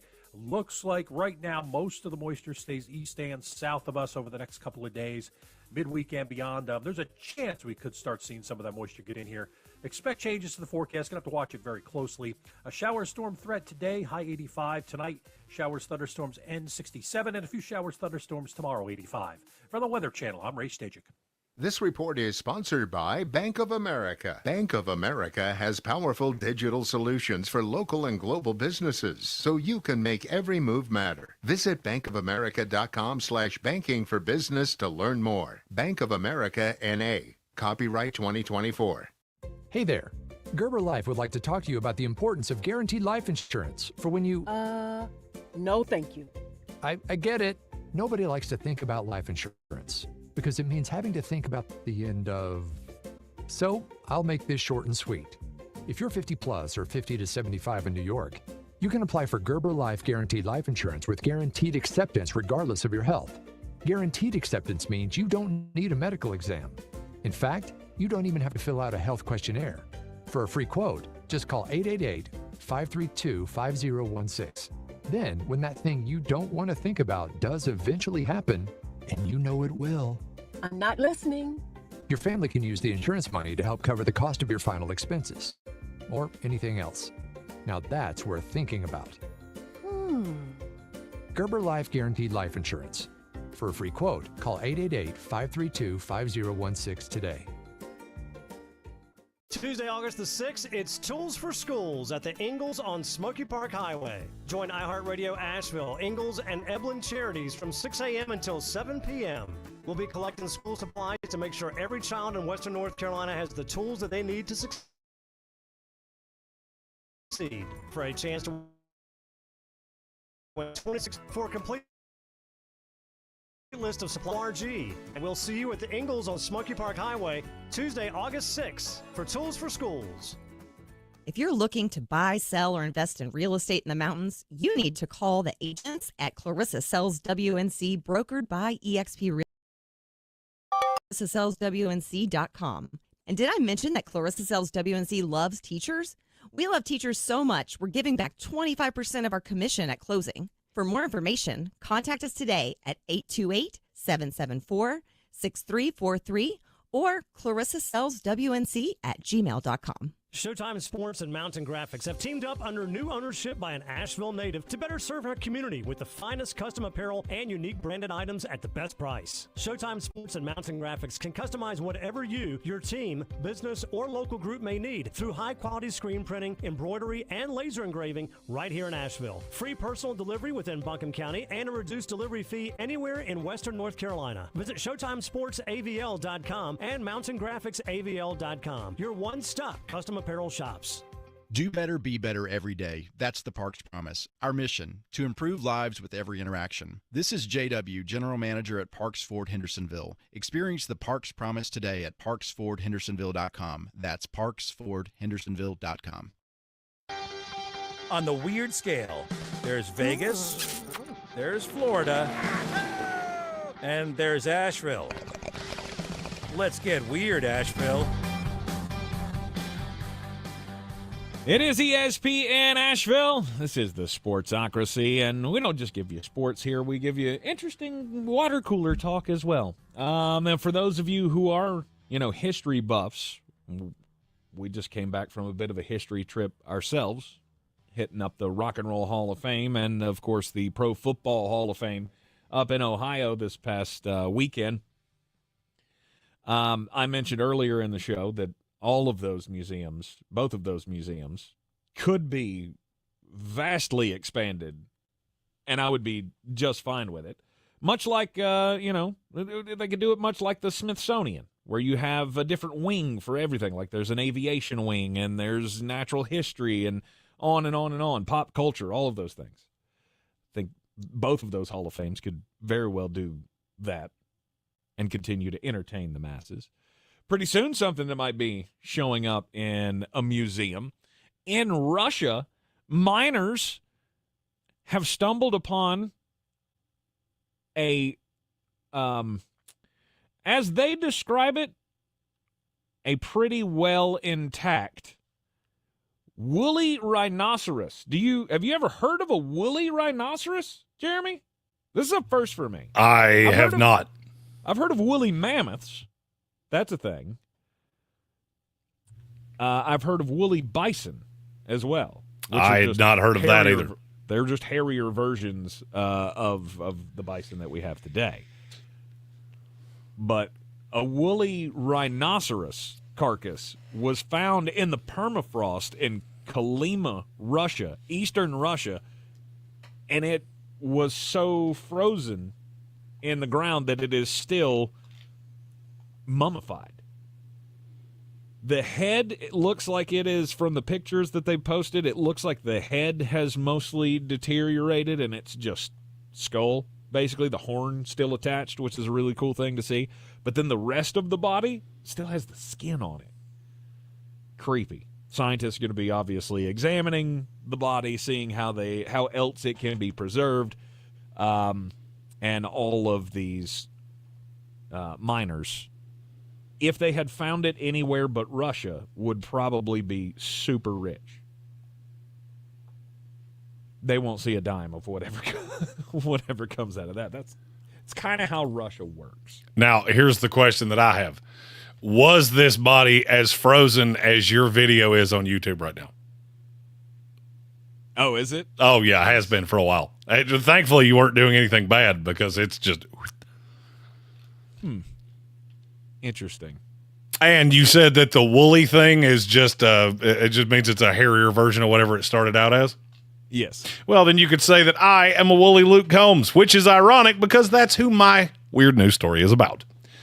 Luke was in Cincinnati on Saturday doing a large stadium show, 65,000 people, and it was time to pay off a fantasy football punishment.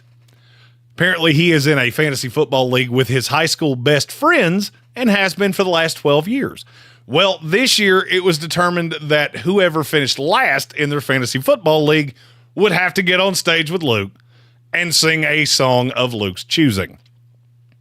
Well, turns out 2 of them, thanks to a scoring issue, finished tied for dead last. So he made them both come out on stage and sing Walking in Memphis while wearing blue suede shoes. First of all, from what I can tell, they're about as good of a singers as they are fantasy football players. Okay. But it leads me to ask this question. Is that actually a punishment? You got on stage with Luke Combs. People would pay millions of dollars to do that. Yeah, that's totally a punishment. Is it? Yeah, if I got to get up there and sing, that is definitely I got to get up there in front of 100,000 people. See, to me, this is not a punishment. I would do this happily. Well, of course you would. You're a singer. And Yeah. you get up there and people will be like, oh, my God, look, he's got such a talented friend. Oh, look, fat Luke Combs is good, too. God. Oh, look, fat, tall Luke Combs can sing, too. Right. No, now, if I was in this league and I was doing it, they put me up on the stage, it'd probably end up just, as embarrassing as it was for these guys. See, to me, this is not embarrassing enough to be a punishment. I'm with Ben Whitley. If they were in a tutu, that would have been a punishment. Yeah, put them in a dress. Now we're talking now we're talking full on punishment. But just, hey, I had to get up here with beers in hand. One of them was wearing a Miller Lite onesie, which, by the way, I would totally. If we had Dale's Pale Ale, do you have onesies? And if so, do they come in real, real big? Because I'm going to need one in real, real big. Like pajamas? No, it was almost. I don't really know how to describe this thing. It's almost like a romper. It's really what it looks like. It's a one-piece thing that leads into shorts, and it's a shirt, too. Okay. I would totally wear that, too. Oh, I'm thinking. Now, I might have the same problem that pole vaulter had, but... You wish you'd had the same problem that pole vaulter. That's for...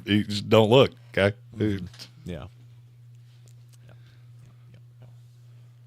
No, this is 100% embarrassing for people who aren't singers to get up in front of a packed house. I'm guessing that they were at the FedEx Forum for this concert. Didn't you say it was in Memphis? No, it was in Cincinnati. Oh, it was in Cincinnati. Okay. Was it indoor, outdoor? Outdoor. It was outdoor. Could you tell? Oh, it was an outdoor. Okay. All right. Yeah, that definitely an embarrassing moment for those who aren't singers. Kelvin Joyner said, to you, it's Luke Combs. To them, he's just the guy they've known since they were kids. Well, I'm not the one that really, because to me, he's the guy I've known since we were kids. So, right. Yeah. I'm just glad I don't know him that well that he's going to make me get up there and embarrass myself. I'm just really sad that he has a long-time fantasy football league that I'm not in. I mean, Luke, buddy, come on. We're boys. Call me and Zach Hurst. At one of your concerts. Call me and Cowboy Zach Hurst. We'll have a whale of a fantasy football league. Now I want to do that really badly. What, badger him till he lets you into his fantasy football? No, just start one that we add him to. Oh, I ain't getting in his. I'm well aware of that. I'm so many tiers outside of that level of friend. Oh yeah, I ain't getting in that league. Mm-hmm. Cowboy Zach Hurst might get in that league. You think he should have gone farther though? Oh yeah. Oh, I mean, I would have made you sing something horribly embarrassing too. Oh, what is the punishment song? I'm trying to think of what is the worst song I could possibly have made you sing? To me, it would be something really hard. Right? Oh, you like really Queen. To embarrass somebody, like you have to get up there and you have to sing, Queen or, I don't know, Whitney Houston or something. Whitney Houston would be a good one. Something that takes a lot of skill to be able to sing. That makes me want to have a bet with you, since you think that would be embarrassing. Oh, and I could make it so bad. Like Tank has to get on stage at some concert at Super Bowl week and sing "I'm a Little Teapot." Oh, that. Oh, it's fun living in your brain sometimes. What, mine? Yes. Oh, one of those side stages of the Super Bowl, I could 100% make that happen. No doubt. I mean, I'm not getting you up there with Rihanna, but well, let's see. Although I'd be more willing to if that's the case. I'm trying to think of who the ancillary act on one of those stages would be. I got nothing. I don't listen to enough music. Tank also made it very clear that Jeremy doesn't like hearing the word no, and that served us quite nicely in this career. It has indeed. It's taken us to many places. We've already been to the Senior Bowl, been to the Combine in Indianapolis, been to the NFL draft in Detroit, and then just got back this past weekend from going to the Pro Football Hall of Fame. There's a whole season of Jeremy will do anything. No one can tell Jeremy no. There's a whole season of that coming up on the Livin' the Dream Tour with our good friends at Ingalls Market, Sparks Ford, Hendersonville, Dale's Pale Ale, and Clarissa Sells, WNC.com. Stay tuned to all of the social medias and the YouTube as well. We'll have more reactions and photo collections and all of that coming out from the trip up to Ohio this past weekend. As we get into or closer and closer to the preseason kicking off in earnest here after the Hall of Fame game. Well, the preseason kicks off in earnest this week. You have actual real-life regular season college football just 2 weeks from this Saturday.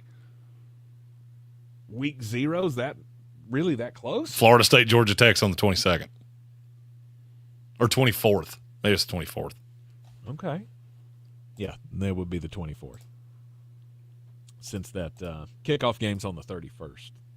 Yep. That's how the math works. Florida State, Georgia Tech is on the 24th. Wow. You have 3 other games that day, and You know, week 0's never great. This year, I feel like they outdid themselves on not great. You get Florida State, Georgia Tech, Montana State, New Mexico, SMU, Nevada, and at 11:59 p.m., that's the kickoff time. Don't ask me why, because I don't know. Delaware State and Hawaii.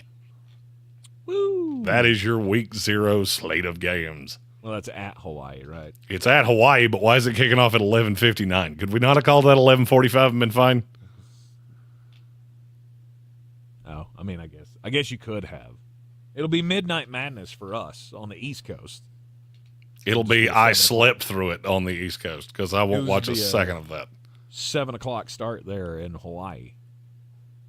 Yeah, that's one of those, if you stay up late to watch Midnight Madness with Hawaii in college football, you may need a meeting. You have some kind of a problem. Well, I mean, I have some kind of a problem because I have stared at the Thursday games just trying to make any of them make any sense for me to go to, and I haven't found one yet. No, none coming close. Why could we not have had a game in Georgia? Like, I'm going to be in Atlanta. Why could you? Okay, there's 58 teams in Georgia. None of you could play a home date. Really? For a Thursday game? Yes, there's a lot of games that Thursday. Now, I didn't say any of them were any good because the high water mark is North Carolina at Minnesota or Coastal Carolina, Jacksonville State. Yeah, I think I'm good. And I'm not proud of myself that I did just Google how far is it from Jacksonville, Alabama to Atlanta, Georgia, and I got an answer that is not that far. It's real close. It's an hour and a half. Yeah. I could see Jeremy in the Parks Ford mobile studio making an appearance at Coastal Carolina, Jacksonville State. Yeah, go see the Gamecocks and the Chanticleers, the Battle of the Chickens. It's a real cockfight tonight. Yeah, I'm doing it. Just because you said it that way, I'm 100% doing it. And I'm branding it that way. And I'm 100%. Yep. I will be. In the break, I'm going to call the SID at Jacksonville State of, hey, how about you hook a dude up with some tickets? Just slide in that press box for the old cockfight. Exactly. Hey, maybe they'll have the French pole vaulter out there to flip the coin in a very unique way. Who knows? I feel like it's just a missed opportunity. 100%. I mean, I don't know how old that guy is, or if he's got any eligibility left. I think I said in the story that he's 21. He might have some eligibility left. You can get him to come be a part of the pole vaulting team there or something.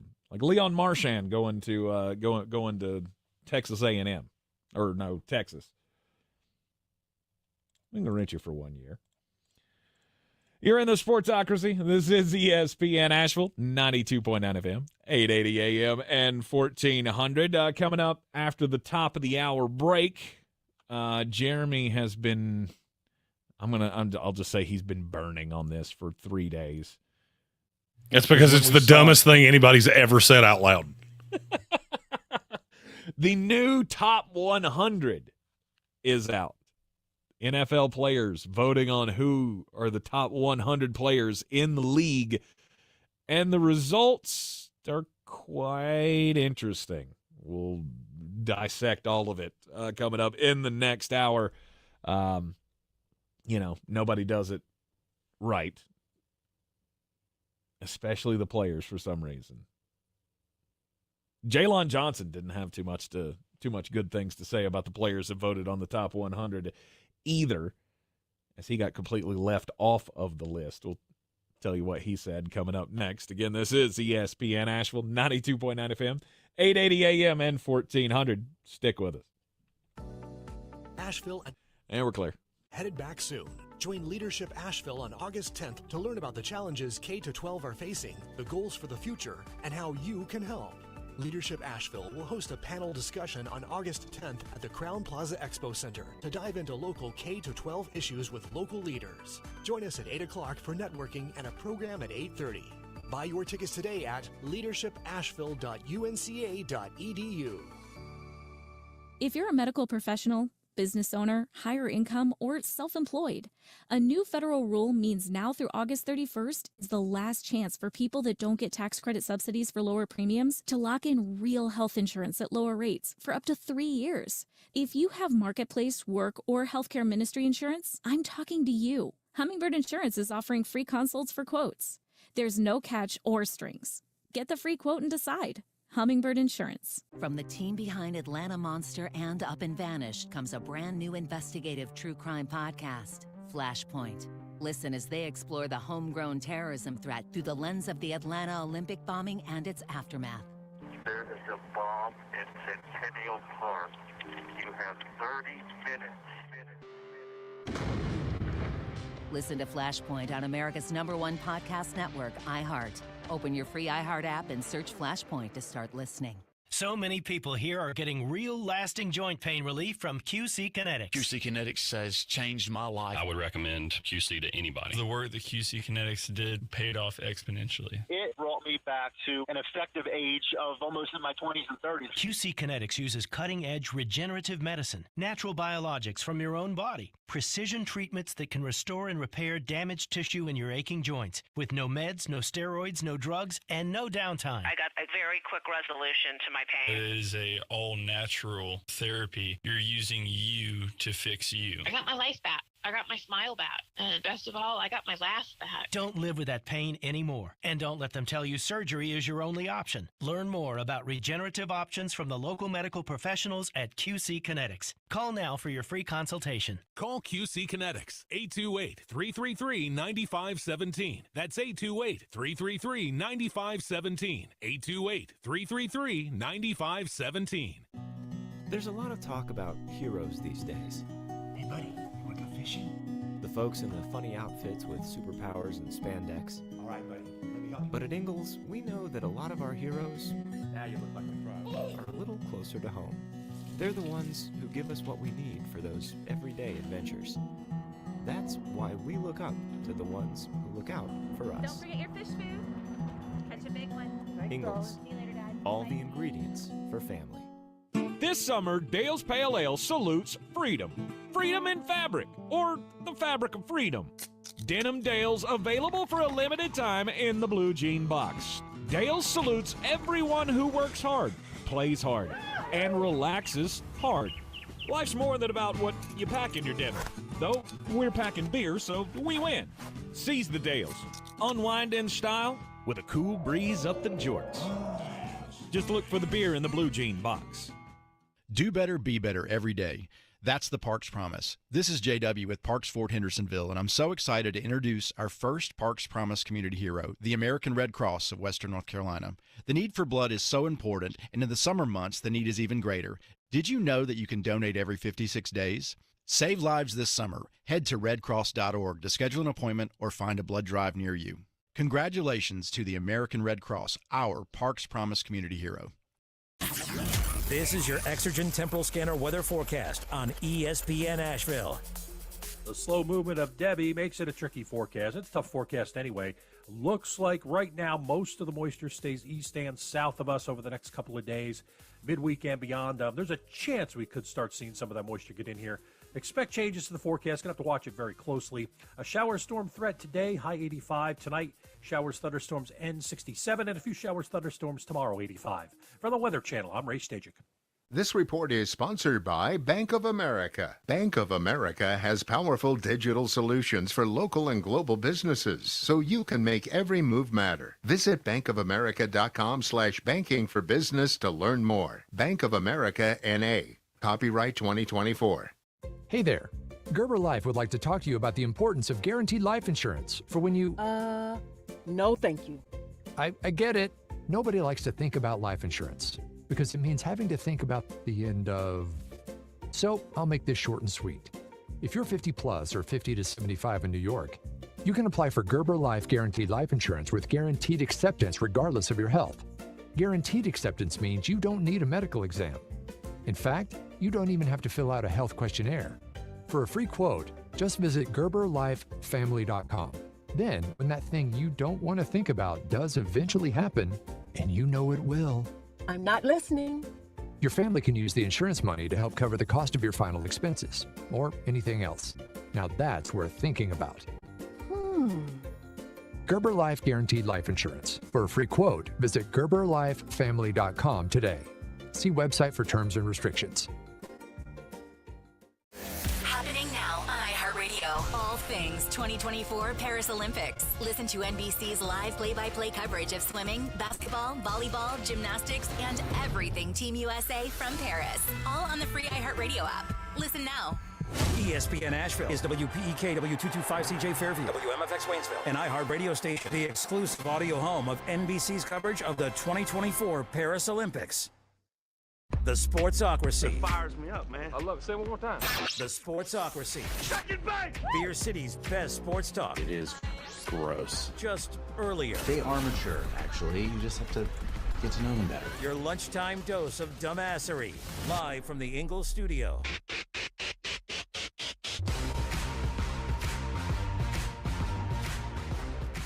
We are back in the Sportsocracy on ESPN Asheville, 92.9 FM, 880 AM, and 1400. The Sportsocracy is heard everywhere you go on the iHeartRadio app. You can take us with you live or on demand. You can also watch us live or on demand on YouTube. Just go to thesportsocracy.com, click the live video link, subscribe to the channel, and join us here in the chat. We also have we have a thing we haven't done in a while.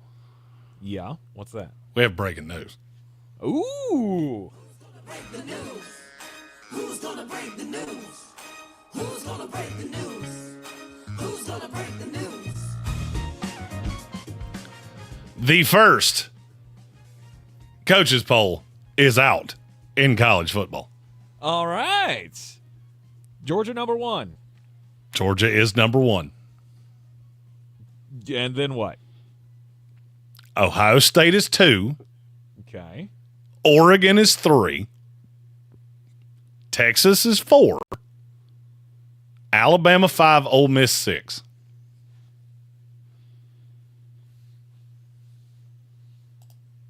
Ole Miss is 6. Ole Miss is that's the 6. That's the one that kind of sticks out to me. Doesn't stick out to me. It really makes me go, hey, the coaches see the same thing that I do. If Ole Miss loses more than one game, I'm going to need you to explain to me how. Which is all well and good, but the question becomes, are they that good? Or is their Yes, schedule they are that that weak? good. They are that good. Okay. They are that good. That team is stacked. They're the number one. So we audible to date on the Living the Dream tour just to make sure that we got to see Ole Miss. We're going to Wake Forest to see Ole Miss because I think that team is going 11-1 and going to the playoff. Mm-hmm. I also think Jackson Dart has a great chance of being the number 1 pick in the NFL draft that no one is talking about.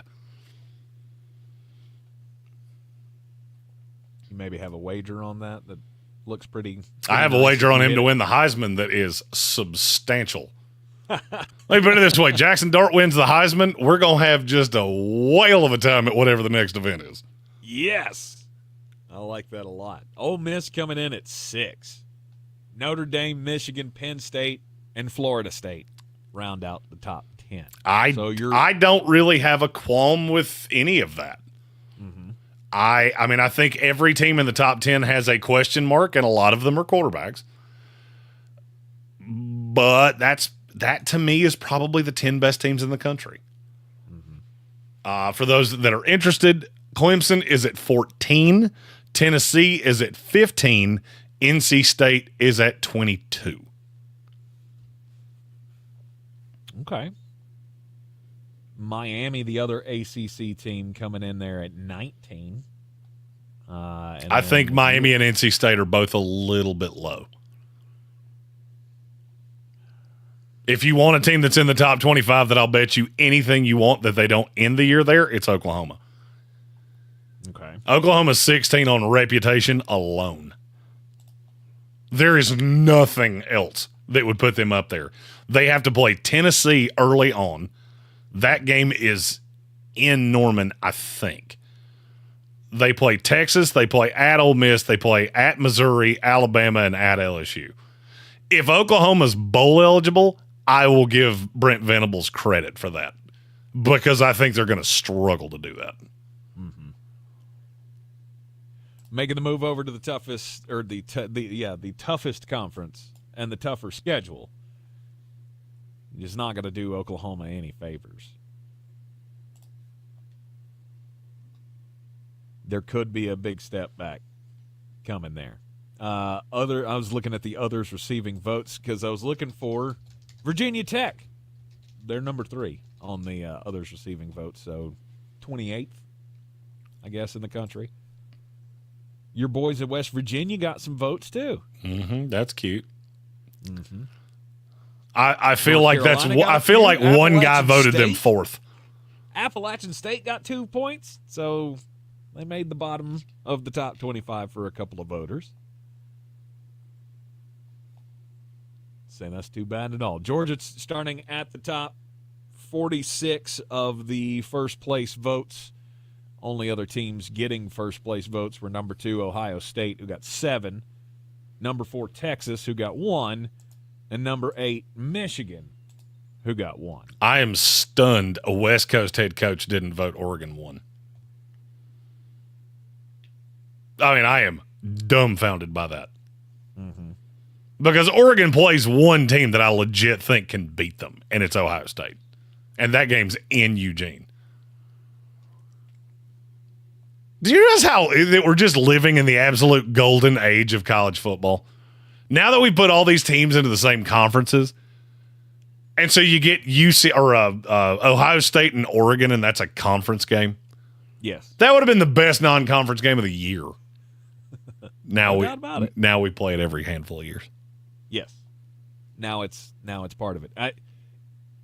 The new college football has its pros and its cons. We've talked about the cons a lot. One of the pros is going to be more big-time matchups like this. As more teams join the SEC, and with the more teams joining the Big Ten, whether they stop here or not, this is a chance for new traditions to take hold. Well, I mean, and that's the pro.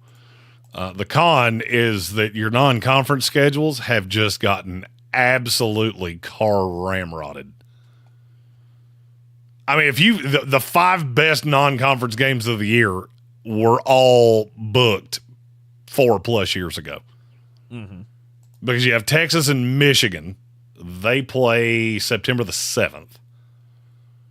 Obviously, Georgia Clemson in the Aflac kickoff in Atlanta. We will be there. No big deal. Other than that, it's hard to find top 10 teams that play really anybody. I mean, Florida State's non-conference schedule, they're the 10th team in the poll. They play Memphis. They obviously get Florida and Charleston Southern. Oh. They were just the first example I had. I mean, Penn State plays West Virginia, Bowling Green, and Kent State.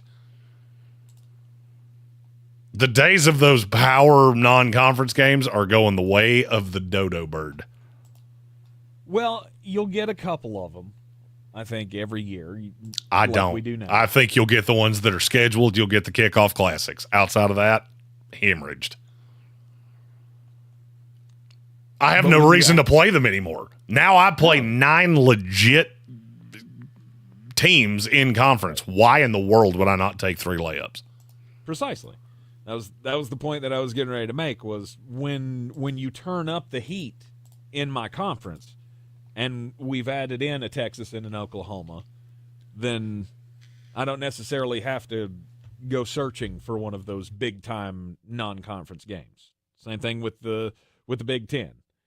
When we're adding in, I'll say 3 big schools that have great football programs, or good football programs at least.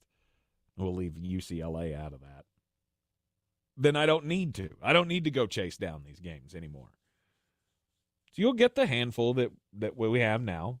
I still think they need to have like the official like SEC ACC challenge in football. Never happened. Yeah. I don't know why. Why the ACC and the SEC wouldn't play each other in football? Because those were the two teams. That's the two conferences you just said. Oh, well, I meant like that. So, like, I will take SEC Big Ten. Why in the world would I sign myself up? I mean, because you would pair those teams off. So why would I sign myself up for a non-conference game where you could basically eliminate my chances at getting one of those top 4 seeds? It doesn't make any sense. I mean, yeah, it would be great for fans. It's terrible for the school. Mm-hmm. And then, God forbid, you lose 2 games in the conference, and now I'm just out because I scheduled some weekend that we could own. Yeah, I'll pass. Give me Charleston Southern. Just give me Charleston Southern. Just give me Charleston Southern. I'll go hang half a hundy on them. They can cash their check, and I'll go home. Weak. Ugh, I'm just looking up and down the schedule of week 1, and oh boy, you talk about a slew of bad games. I was worried with us going to Clemson, Georgia, because I hadn't looked at the full schedule like this. Mm-hmm. I was worried we were going to miss something. I don't know that there are 3 games on this whole schedule that I would even watch. You got Miami, Florida. That's at 3:30. Other than that, woof. I'm trying to find even a competitive game. There's a whole lot of Texas and Colorado State. Ugh. Yeah. Let me guess. Texas is a 47-point favorite in that game. If they're not, they should be. 35.5. Yeah. Ugh. Penn State, West Virginia. One's in Morgantown. That's at Millen Pusker. Yeah, that was a home and home because they played at Penn State last year. Mm-hmm. Ooh. Furman goes to Ole Miss. Furman, you are within the sound of my voice. You should take Band-Aids for your boo-boos to that one because that's going to hurt your feelings. Now, Notre Dame at Texas A&M. That's not bad. 7:30 game from College Station. The Golden Domers going down to the toughest place to play. The toughest place to play? They're going to the loudest place to play. You kind of lose me on toughest place to play when App State went down there and beat them. All right, that game has no light. I'm going to bet that game right now. Notre Dame, it's a pick 'em with Texas A&M. Stop. Mm-hmm. Somebody is smoking crimes. That's full home field advantage right there. It's the only thing that's got to be based on. Well, right? and I guess my question would be, have you watched Texas A&M play at home recently? It ain't been great. I mean, last year, yeah, you're right. They beat New Mexico, UL Monroe, Auburn, and Arkansas. Sweet. Oh, and Abilene Christian, and South Carolina, and Mississippi State. Woo! Ugh. Yeah, the Sunday slate or the Saturday slate for August 31st isn't all that. You get USC LSU on Sunday. You do. In Vegas. And then if anybody cares, we're getting another Florida State game on prime time. Oh yeah, you're getting Florida State Boston College, and this is not one of those red bandana games. You remember that thing I just said about Furman bringing Band-Aids for their boo-boos? Boston College might want to bring full tourniquets for their boo-boos. Yeah. Because Florida State will beat you 70-6 if they get the opportunity. Why don't you swing that? You get the opening game in Dublin on August the 24th, noon start our time, and then in week 2 you've got, or I guess week 1 you've got the Monday night standalone game. Call being one of the most popular teams in America, bro. It made way more sense when you did it against LSU. Boston College is not. That doesn't do anything. Hey, well, we get two primetime spots and should be two rather easy victories. Should be. If you struggle at all, it's going to be a warning sign for the rest of the season. Hey, if you listen to Florida State boosters and alumni, DJ Uiagalelei looks like Jordan Travis 2.0, which I'm fine with. All right. There may be something to the 10th-ranked Florida State Seminoles this year. Top 25 just coming out. We'll get into the top 100 of the NFL. The players all got together and voted. Last week, they unveiled it. Now that we've had a chance to look at the list, we got some problems. We'll discuss it coming up next here on ESPN Asheville, 92.9 FM, 880 AM, and 1400. Hey, if you're listening to me right now, clear. One thing every business needs most, attention. Think about it. We swipe and scroll past stuff all day, but when we're driving, cooking, working out, we're also listening. That's the magic of audio at iHeart. We're in your next customer's ears while they're living life and listening, just like you are right now. So get your customers to listen up today using radio, digital, and podcasts. Call 844-ADD-HELP-5. That's 844-ADD-HELP-5. We need your help to protect your right to AM radio in your car. AM is always there in times of need with the key information for our community. The overwhelming majority of legislators support a bill to keep AM radio in cars, but time is running out. Please text the two letters AM to 52886 and ask Congress to bring this bill to the floor for a vote now. Text AM to 52886. Message and data rates may apply. You may receive up to 4 messages a month. Text stop to stop. A message from the station. With WWNC, you can have traffic reports in your bedroom. Get the latest traffic updates anywhere you've got a smart speaker. And find out about your drive before you even get in the car. News Radio 570 WWNC.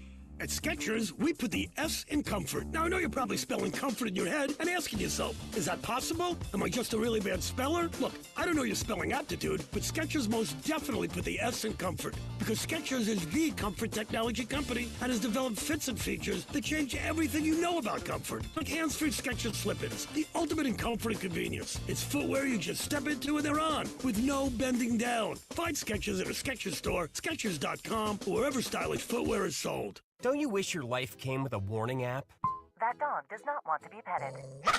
Well, life doesn't always give you time to change the outcome. I'm gonna pet that dog. Does. Take the 1-minute test today at doihaveprediabetes.org. Let me pet that dog. Prediabetes Awareness Partners. This summer, Dale's Pale Ale salutes freedom. Freedom in fabric, or the fabric of freedom. Denim Dale's available for a limited time in the blue jean box. Oh, Stephen Tao asked about Maryland. Maryland got 5 votes. Back in your dinner. They got 1 fewer vote than the Tar Heels did. Seize the Dales. Unwind in style with a cool breeze up the jorts. Just look for the beer in the blue jean box. If you're looking to buy, sell, or invest in real estate in the mountains, you need to call the agents at Clarissa Sells WNC, brokered by eXp Realty. Check us out online at clarissasellswnc.com. And did I mention that Clarissa Sells WNC loves teachers? We love teachers so much, we're giving back 25% of our commission at closing. For more information, contact us today at 828-774-6343 or clarissasellswnc@gmail.com. Attention drivers, Ingalls Markets is hiring experienced CDLA holders for our local fleet. As an Ingalls driver, you start earning paid time off on day 1. Our local drivers earn an average salary of $75,000 a year, but that's not all. You'll also enjoy great benefits like medical, dental, and vision insurance, plus a 401k with company matching and weekly pay. If you have a year or more of driving experience, apply online today at inglescareers.com. That's inglescareers.com. The Sportsocracy. These guys are a f***ing disgrace.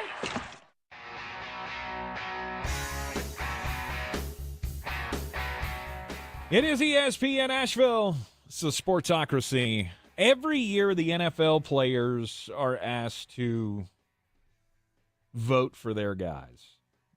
Right, the best players in the league. The NFL Top 100 comes out this time every year.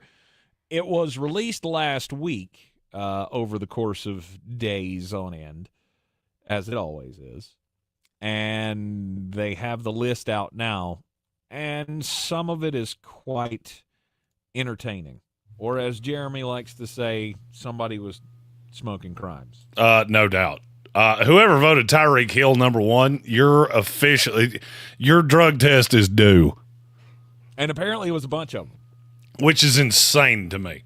Because he was the number 1 overall player in the league this year in the NFL Top 100. There were some guys that got left off. One not too happy about it. Jalen Johnson of the Chicago Bears was asked about it yesterday at his press availability, and he had a one-word response to the question. He said, bull squirt. He said it's just total BS. He said there's no way. He said, I don't know how you make a Pro Bowl, an All-Pro, and not be a top 100 guy. I could have been 101, I guess, but GD, Aaron Rodgers didn't even play last year, and he got voted in. And he was number 92 on the list. First off, I would like to say to Jalen Johnson, you are awesome, and you deserve to be on this list. I don't know that I would have used Aaron Rodgers as the example. That would not have been the one that that I used. He wouldn't have been the one that I would have picked. Because even despite the fact that he didn't play last year, he's still one of the greatest players to ever play this game. And you're not in that category. However, you probably do have, something to say about Trevor Lawrence. That would have been a good one. Trevor Lawrence makes a lot of sense. I would say Julian Love would have made quite a bit of sense. Derwin James. You could have let in on any of those. I'd been fine. It's just every year we do this. And look, I get it. I didn't play in the NFL. And things like this really, they kind of serve as a way of me going, see, that's what I'm talking about. Just because a guy played in the NFL does not mean they have any clue what they're talking about. Right. Pat Mahomes was not even the number 1 quarterback. Which is crazy. That's the dumbest thing that's ever been said out loud. He was the number 2 quarterback. He's the number 4 overall player. The quarterback that they had listed ahead of him, I'm not sure. Has he ever beaten him? Has Lamar Jackson ever beaten Patrick Mahomes? I know it's not happened in the playoffs. I don't think so. Regular season, maybe it happened. A couple of years ago, maybe there's a faint memory in there somewhere. He did beat him once. Okay. That was, I want to say that was like a high-scoring game. Then I remember them coming away with a win there, but I don't know how you square that in your head. I mean, unless you're you want me to square athletics. it for you? Because I can square it for you. Okay. Lamar Jackson has been to as many Pro Bowls as Pat Mahomes has Super Bowl MVPs. That's the end of that discussion. We don't need to talk about it any further. I'm not even mad that Lamar's in the top 10. You want to put him up there? That's fine. You have him ahead of Patrick Mahomes, and you are straight up smoking crimes. all of the criteria somehow lean this way in favor of Tyreek Hill at 1 and Lamar Jackson at 2 over Patrick Mahomes, who was 4. Christian McCaffrey was 3. I don't have a problem with Christian McCaffrey being that high. I don't either. But I do have a problem with him being over, Patrick Mahomes. I have a problem with your number 1 player on this list being a receiver and there not being another one until 13. I got a big problem there. I got a big problem that Jamar Chase was as low as he was. He was 45. Are you out of your mind? Tua Tagovailoa was ahead of Jamar Chase. Stop. Just stop. It's hard for me to figure out where the common sense comes into all of this, or what the common sense is, right, amongst the players. How do you get to the point where you think Dak Prescott's better than Micah Parsons? I don't have a good answer on that one. It's hard for me to look at Dak Prescott at number 16 and then you immediately go, oh, Michael Parsons, he's 17. You and I were watching this come out day by day because they were putting it out, putting it on NFL Network. The socials were putting it out, and obviously we were gone on the Living the Dream tour. As soon as I saw Jerron Bland at 31, I went, the top 30 of this is going to do nothing but absolutely piss me off. I'd see it coming. Then I saw Brock Purdy at 28 and went, I don't know that I even have to do this anymore. I think I could stop right now and save myself the fury. Right. So, Tank and I, we resolved we're going to do that thing we do. You did it, and we're going to fix it. So tomorrow on a Power Rankings Tuesday with the Sportsocracy Top 100. I'll give you a hint. Our number one, his name rhymes with Latrick Mahomes. I'll just bet on it. Yes. There's no way that does not happen. The list starts there, and then you can begin to debate on CMC and Myles Garrett and at that point I don't know if we have any of the same top five after that. You and I?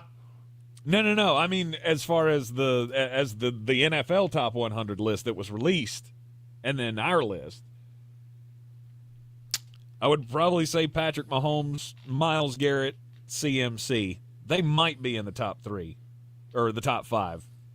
Somehow I doubt Lamar Jackson, Tyreek Hill are going to be still in that top five mix.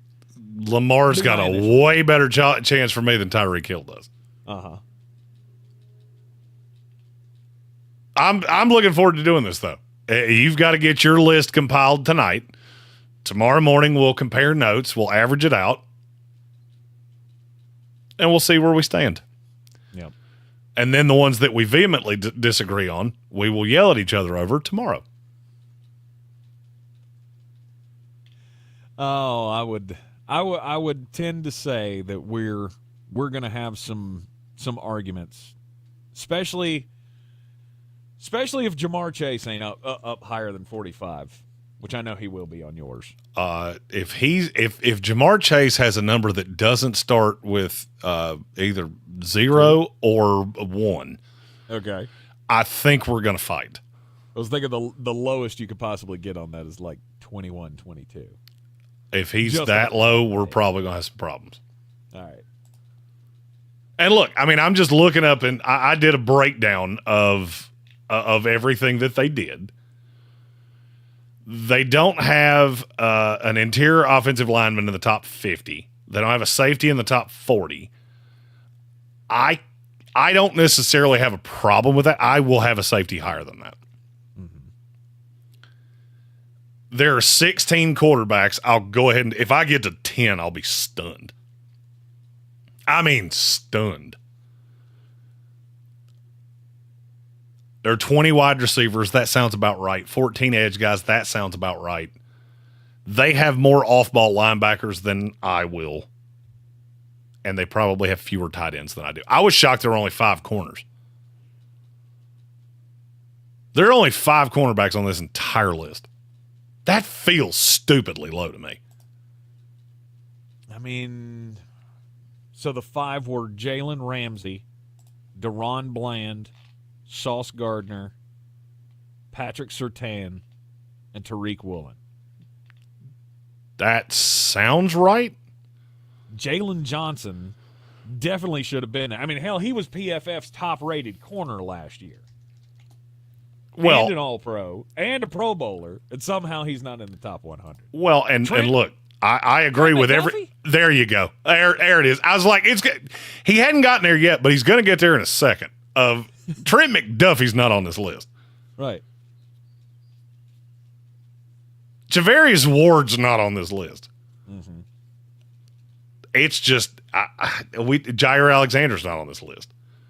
We do this every year, and I am dumbfounded that NFL players can play this sport and miss this badly. Hey, look, I love Reek Woolen. Love him. I'm not sure that we couldn't have done a top 200, and I'm still not sure I would have ever actually thought about him for more than 2 or 3 seconds. Right. And I feel that way about several guys that are in that last maybe 20, 30 maybe. And there are some guys that are low on this list that are just dumbfounding to me. Jeffrey Simmons at 73. That was one of the first ones that I saw and went, this is not going the way I want it to. Even your guy, Tristan Wirfs, at 85. Low. Come on. I mean, the next offensive tackle on that list is Deion Dawkins. Mm-hmm. Just, okay, we're into full-on dum-dum time. Going back to what Jalen Johnson said to the media yesterday. Remember, he said, I could have been 101, whatever. He wasn't 101. The NFL did release the last 10, which was really not the last 10. It was the 10 that were outside of the top 100. That went Joe Tooney at 101. Okay. Baker Mayfield at 102. Stop. Baker at 102. Aaron Jones at 103. Matt Milano, Grady Jarrett, TJ Hawkinson, Joe Falco at 107. You're lying. Ahead. You're lying no, I'm to not. me. I am not. This is from the official NFL Films Twitter feed. The players who just missed, and 107 is Joe Flacco, who is one spot ahead of Bijan Robinson. C.J. Mosley and Cam Jordan rounded out that 10. I hate the world we live in sometimes. Like, I didn't know that. I hadn't seen that part of the list. And I think I could live the rest of my life not knowing that the next 2 quarterbacks on this list were Baker Mayfield and Joe Flacco. Yep. Ugh. Screwed this up somewhere. We won't screw it up tomorrow here in the Sportsocracy. On a Power Rankings Tuesday, we'll do the Sportsocracy Top 100 tomorrow. When we come back, we've still got the most important message of the day to come. Plus, we'll have some thoughts about more trouble up there in Ann Arbor as Michigan finds itself again under the microscope of the NCAA. We'll be right back. This is your extra and we're clear forecast on ESPN Asheville. The slow movement of Debbie makes it a tricky forecast. It's a tough forecast anyway. Looks like right now most of the moisture stays east and south of us over the next couple of days, midweek and beyond. There's a chance we could start seeing some of that moisture get in here. Expect changes to the forecast. Going to have to watch it very closely. A shower storm threat today, high 85. Tonight, showers, thunderstorms, end 67. And a few showers, thunderstorms tomorrow, 85. From the Weather Channel, I'm Ray Stajic. This report is sponsored by WhatsApp. Me and the kids were always messaging. They LOL'd, I ROFL'd, but then I changed phone and the bubbles went green. But where there's a fill, there's a way. And I found a way to share what's in here. I'm tapping my heart. WhatsApp, the place to safely send messages between different devices. Message privately with everyone. iHeartRadio Olympics Update. American swimmer Bobby Fink closed the Olympic pool on Sunday with a gold medal and world record in the men's 1,500-meter freestyle. I'm just really happy I was able to get that done and defend the title and get a world record on top of it. Team USA claims silver in the mixed triathlon relay today, while U.S. men's water polo takes on Croatia and men's volleyball competes against Brazil. For NBC's live coverage from Paris, search Olympics on the free iHeartRadio app. Hey, it's Mark Starling from First News on 570, and I've been going to Summit Dental in Asheville with Dr. Chad Reinhardt for years. They're fantastic, but you don't have to take my word for it. Check out some of these 5-star reviews from Google. After searching for a dentist for months, I finally found this place. I needed some serious dental work, and they got me in within a week. If you're anxious about going to the dentist, I assure you this is the place that can give you a new outlook on having dental work done. They're upfront, honest, and caring people who only want the best for their patients. You gotta check out Summit Dental in Asheville with Dr. Chad Reinhardt, home of the Comfort Menu.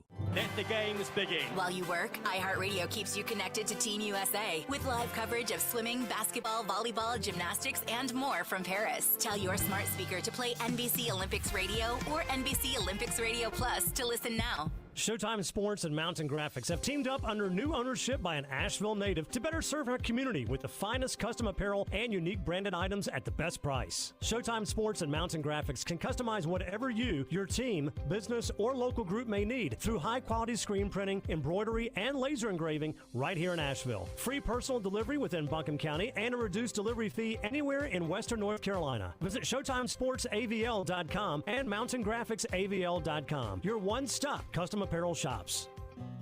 There's a lot of talk about heroes these days. Hey, buddy, you want to go fishing? The folks in the funny outfits with superpowers and spandex. All right, buddy, let me help you. But at Ingalls, we know that a lot of our heroes Now you look like a pro. are a little closer to home. They're the ones who give us what we need for those everyday adventures. That's why we look up to the ones who look out for us. Don't forget your fish food. Catch a big one. Ingalls. See you later, Dad. All the ingredients for family. Do better, be better every day. That's the Parks Promise. This is JW with Parks Fort Hendersonville, and I'm so excited to introduce our first Parks Promise community hero, the American Red Cross of Western North Carolina. The need for blood is so important, and in the summer months, the need is even greater. Did you know that you can donate every 56 days? Save lives this summer. Head to redcross.org to schedule an appointment or find a blood drive near you. Congratulations to the American Red Cross, our Parks Promise community hero.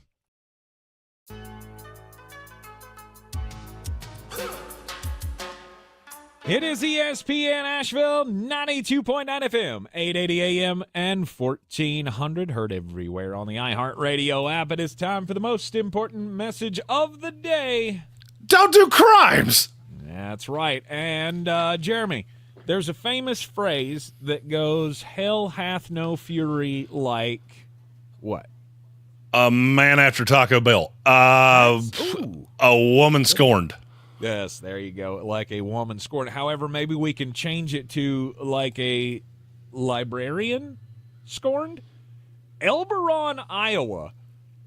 A preliminary hearing is coming up this week for the former director of the Elberon Library, where on May the 22nd this year, just before she announced that this would be her final day at the Elberon Library, Bailey Jenkins persuaded and allowed 7 children to destroy the library to the tune of $18,000 in damages.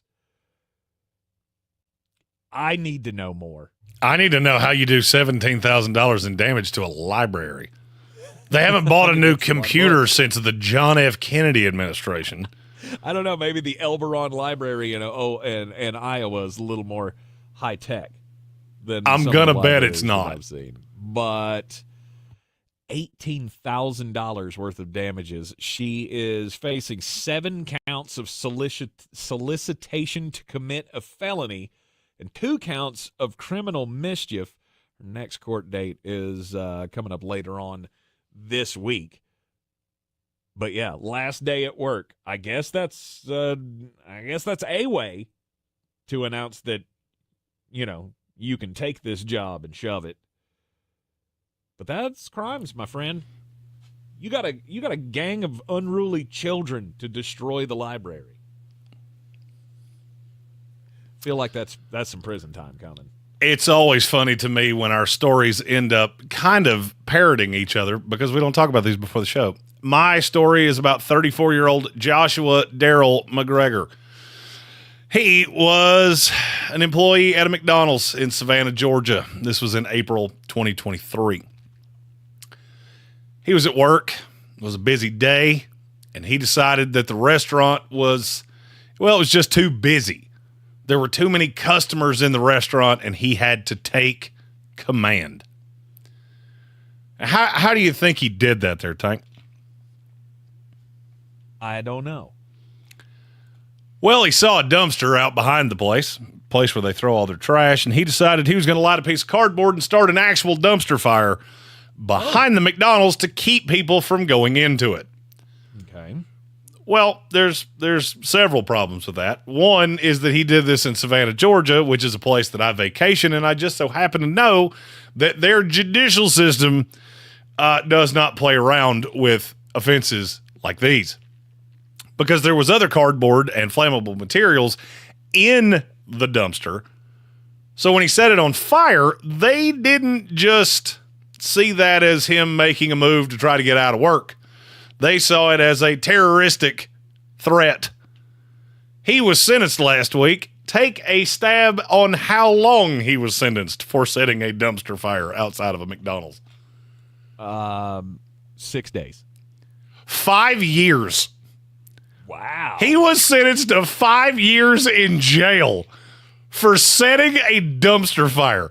U.S. Attorney Steinberg, whose name I don't see his first name in this, said intentionally setting a fire to shut down or damage someone else's property is inexcusable. Joshua McGregor will have substantial time to ponder his post-prison employment options. Let's go. And he was sentenced to federal prison, not county jail. Oh. And will have to pay restitution for all the damage that the fire did. U.S. Attorney Steinberg, you, my friend, are a good American.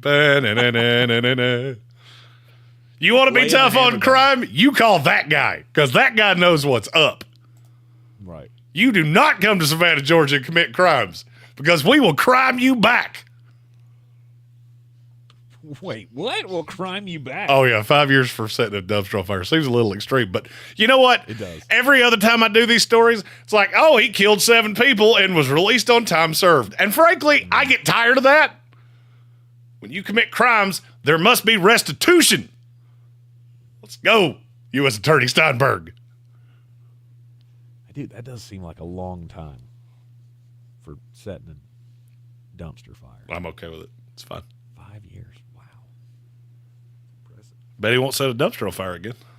No, probably And not. I would be remiss, because I am Jeremy Greene. I would be remiss if I didn't point out, upon seeing his mugshot, I'm going to say that the next 5 years of his life are not going to be a lot of fun.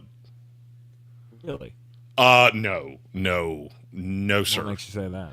Does he have like racist tattoos or something? No, he has bleach blonde hair. Mm-hmm. And yeah. Is this a nice way of you saying that he has soft features? I was going to compare him to you, so yes.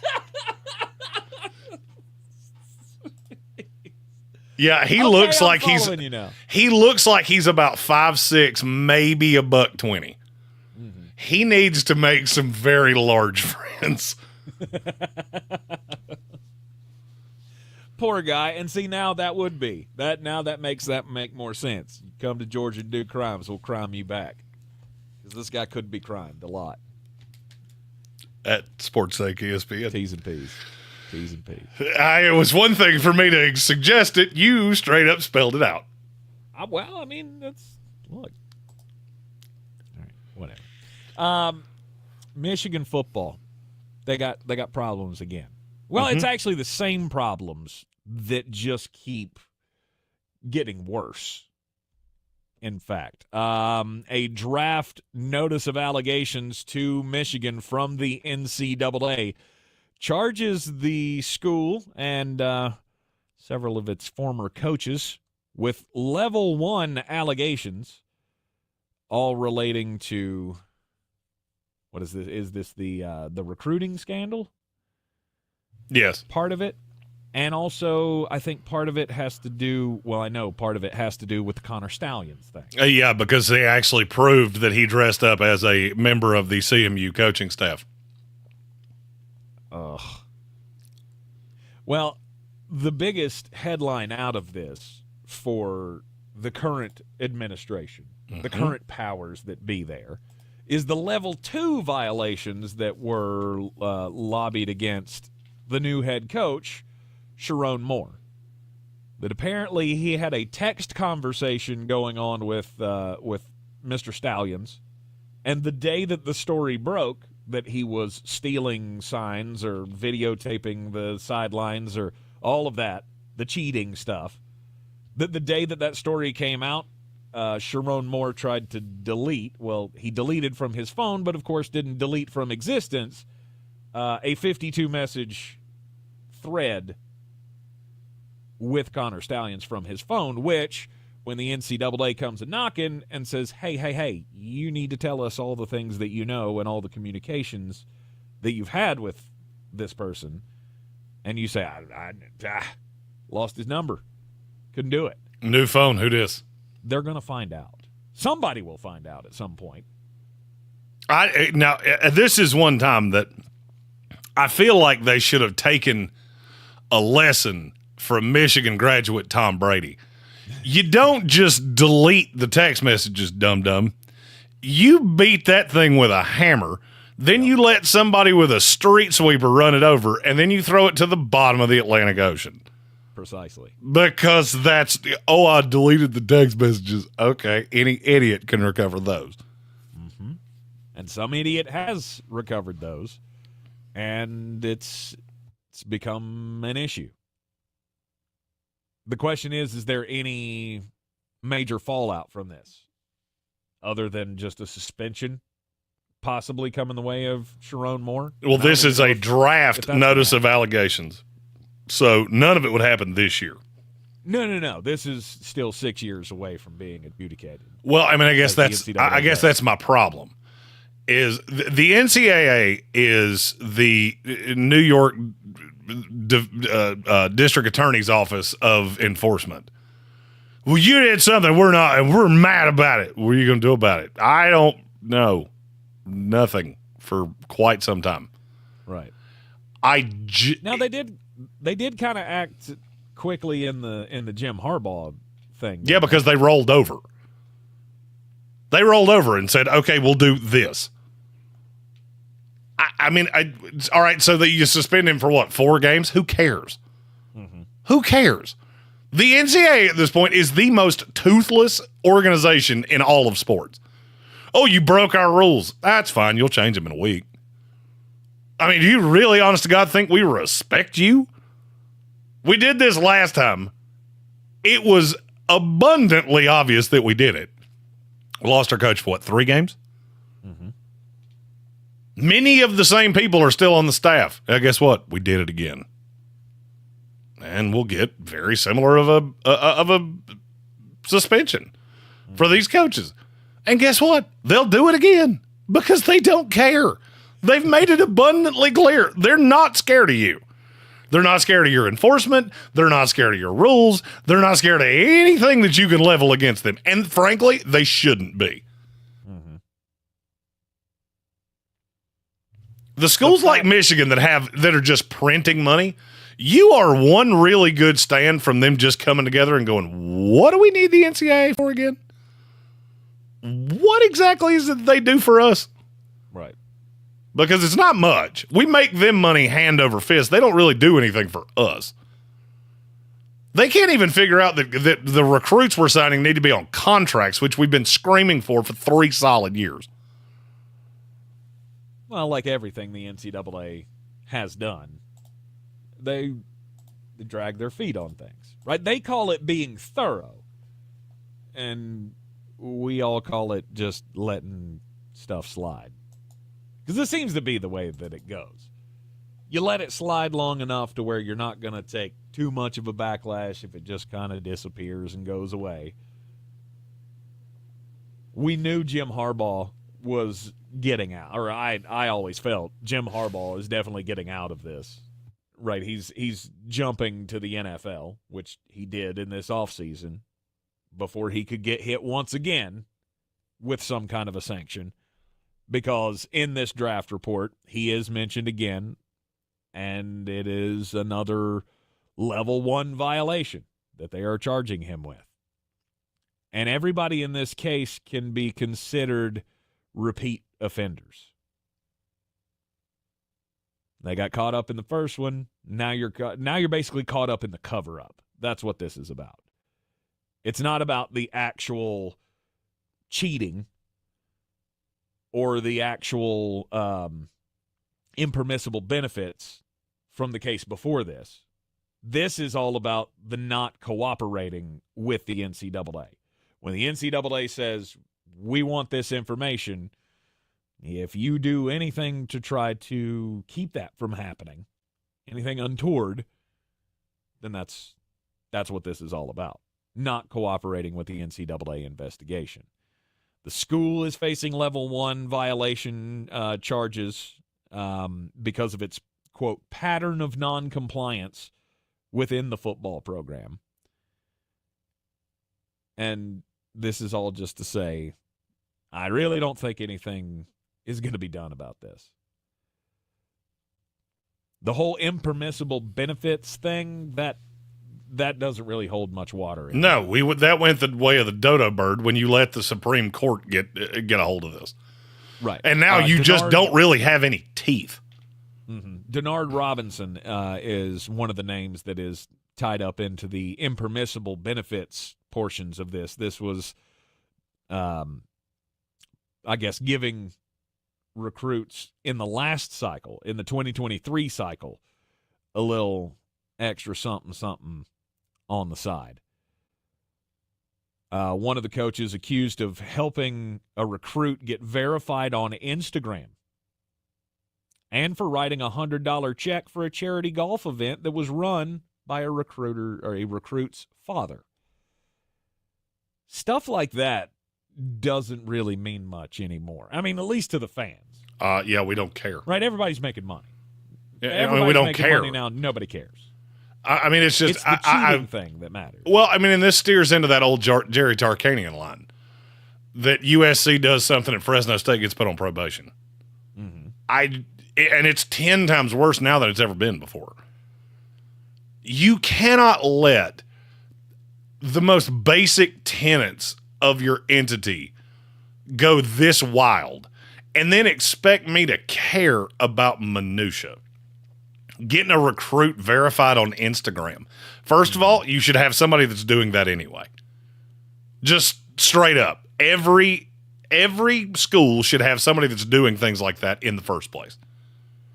Because anything that guys are making money from, if you don't have some kind of oversight into it, don't be shocked when they find some way to do something that you don't like. I'll also notate that it is very hard to get verified on some of these things. And if whoever did that would like to help me, then I am not hard to reach during office hours. Well, apparently you can call Coach Clinkscale. I think that's his name. Well, maybe I will call him after the show. Be like, hey, sounds like you need a new gig, bro. Maybe he knows what he's doing in that department. But you can't do that for a guy who's not signed with you. Why? Right, he's still a high school recruit. Why? Well, I mean, because that's part of the rule. You're not supposed to give them extra stuff. And that's where this falls part in. Of your program. Is why is that part of a rule? That's a stupid rule. You're not worried about, and I always go back to the Caden Proctor thing. You weren't worried that a guy left Alabama, committed to Iowa, was there for the spring, took their money, there's nothing we can do about it, and then he bounced right back to Alabama. Took $1 million from Iowa. There's nothing you can do about that. You're worried about a coach getting a kid verified on Instagram. Shut up. I mean, that would be like your house being on fire and you're worried that the drapes don't match. Oh, that's salmon. That's a salmon color. Floors are really more of a pink. I'd love to know where this all comes from. I would love to know who the whistleblower is on all of this. Well, I mean, just think about it. The whistleblower was whoever pointed out Connor Stallions originally. The NCAA has been let into Michigan ever since. There's no telling what this task force they have on Michigan is allowing other schools to get by with, but Michigan flagged our radar. So now it's like the IRS. You can get by with all kinds of things until the IRS digs into you. Meanwhile, people are doing exponentially worse things than you, but you're on their radar. Mm-hmm. Or unless somebody's feeding you this information. And who would anybody be shocked to find out that some bigwig donor at Ohio State is, got somebody on their payroll so they can just dig into all this stuff and find the text messages from. I don't know how they do it. You know me, I can barely create a TikTok or a slideshow on my phone. Obviously, I have no clue how this stuff is done. Well, I mean, I would not be shocked to find out that programs are pouring millions of dollars into Oppo research on their opponents. Well, I guess that's just where I'm at, is that this is almost like, and I hate to tie this into a previous story, but I'm going to. This is almost like DAs in certain counties that basically just think there should be no punishment for non-violent crimes, and now you're allowing that to slip into violent crimes. So don't be shocked when I don't really care that a guy gets popped for tax evasion. Like, right. I don't care. I absolutely do not care. You're letting so much worse get by you that, sorry, I don't really care that Connor Stallions was on the sideline of a Central Michigan State. Frankly, I think it's funny. I think it's funny that Central Michigan didn't realize, hey, who is that guy? How have we never seen this coach before? And why is he wearing sunglasses and a fake mustache? Was he actually wearing a fake mustache? I haven't seen the fake mustache, but I have seen the sunglasses. Okay. How big is your damn coaching staff at Central Michigan to where you can't keep track of all the dudes on the sidelines? Yeah, NCAA. You have too much time on your hands. You should really start worrying about things that actually matter, because this really doesn't. You're in the Sportsocracy. This is ESPN Asheville, 92.9 FM, 880 AM, and 1400. That'll wrap it up for us on this Monday. Tune in tomorrow with us right here at noon on ESPN Asheville. A Power Rankings Tuesday, the Sportsocracy, top 100 for the NFL in 2024. We will see you then. Listening to this Gerber Life Guaranteed life insurance ad, we're clear. And thank you. Well, this may not be of interest to you. Now, I know what you're thinking. Life insurance, I'm going to live for... I don't want to die. Hey, hang tight for a second. I got to ask you a question. I got a meeting here in just a few minutes. Someday, right on. To the radio anymore. I know it's not easy to talk about, so I'll do the talking. If you're 50 plus and alive, or 50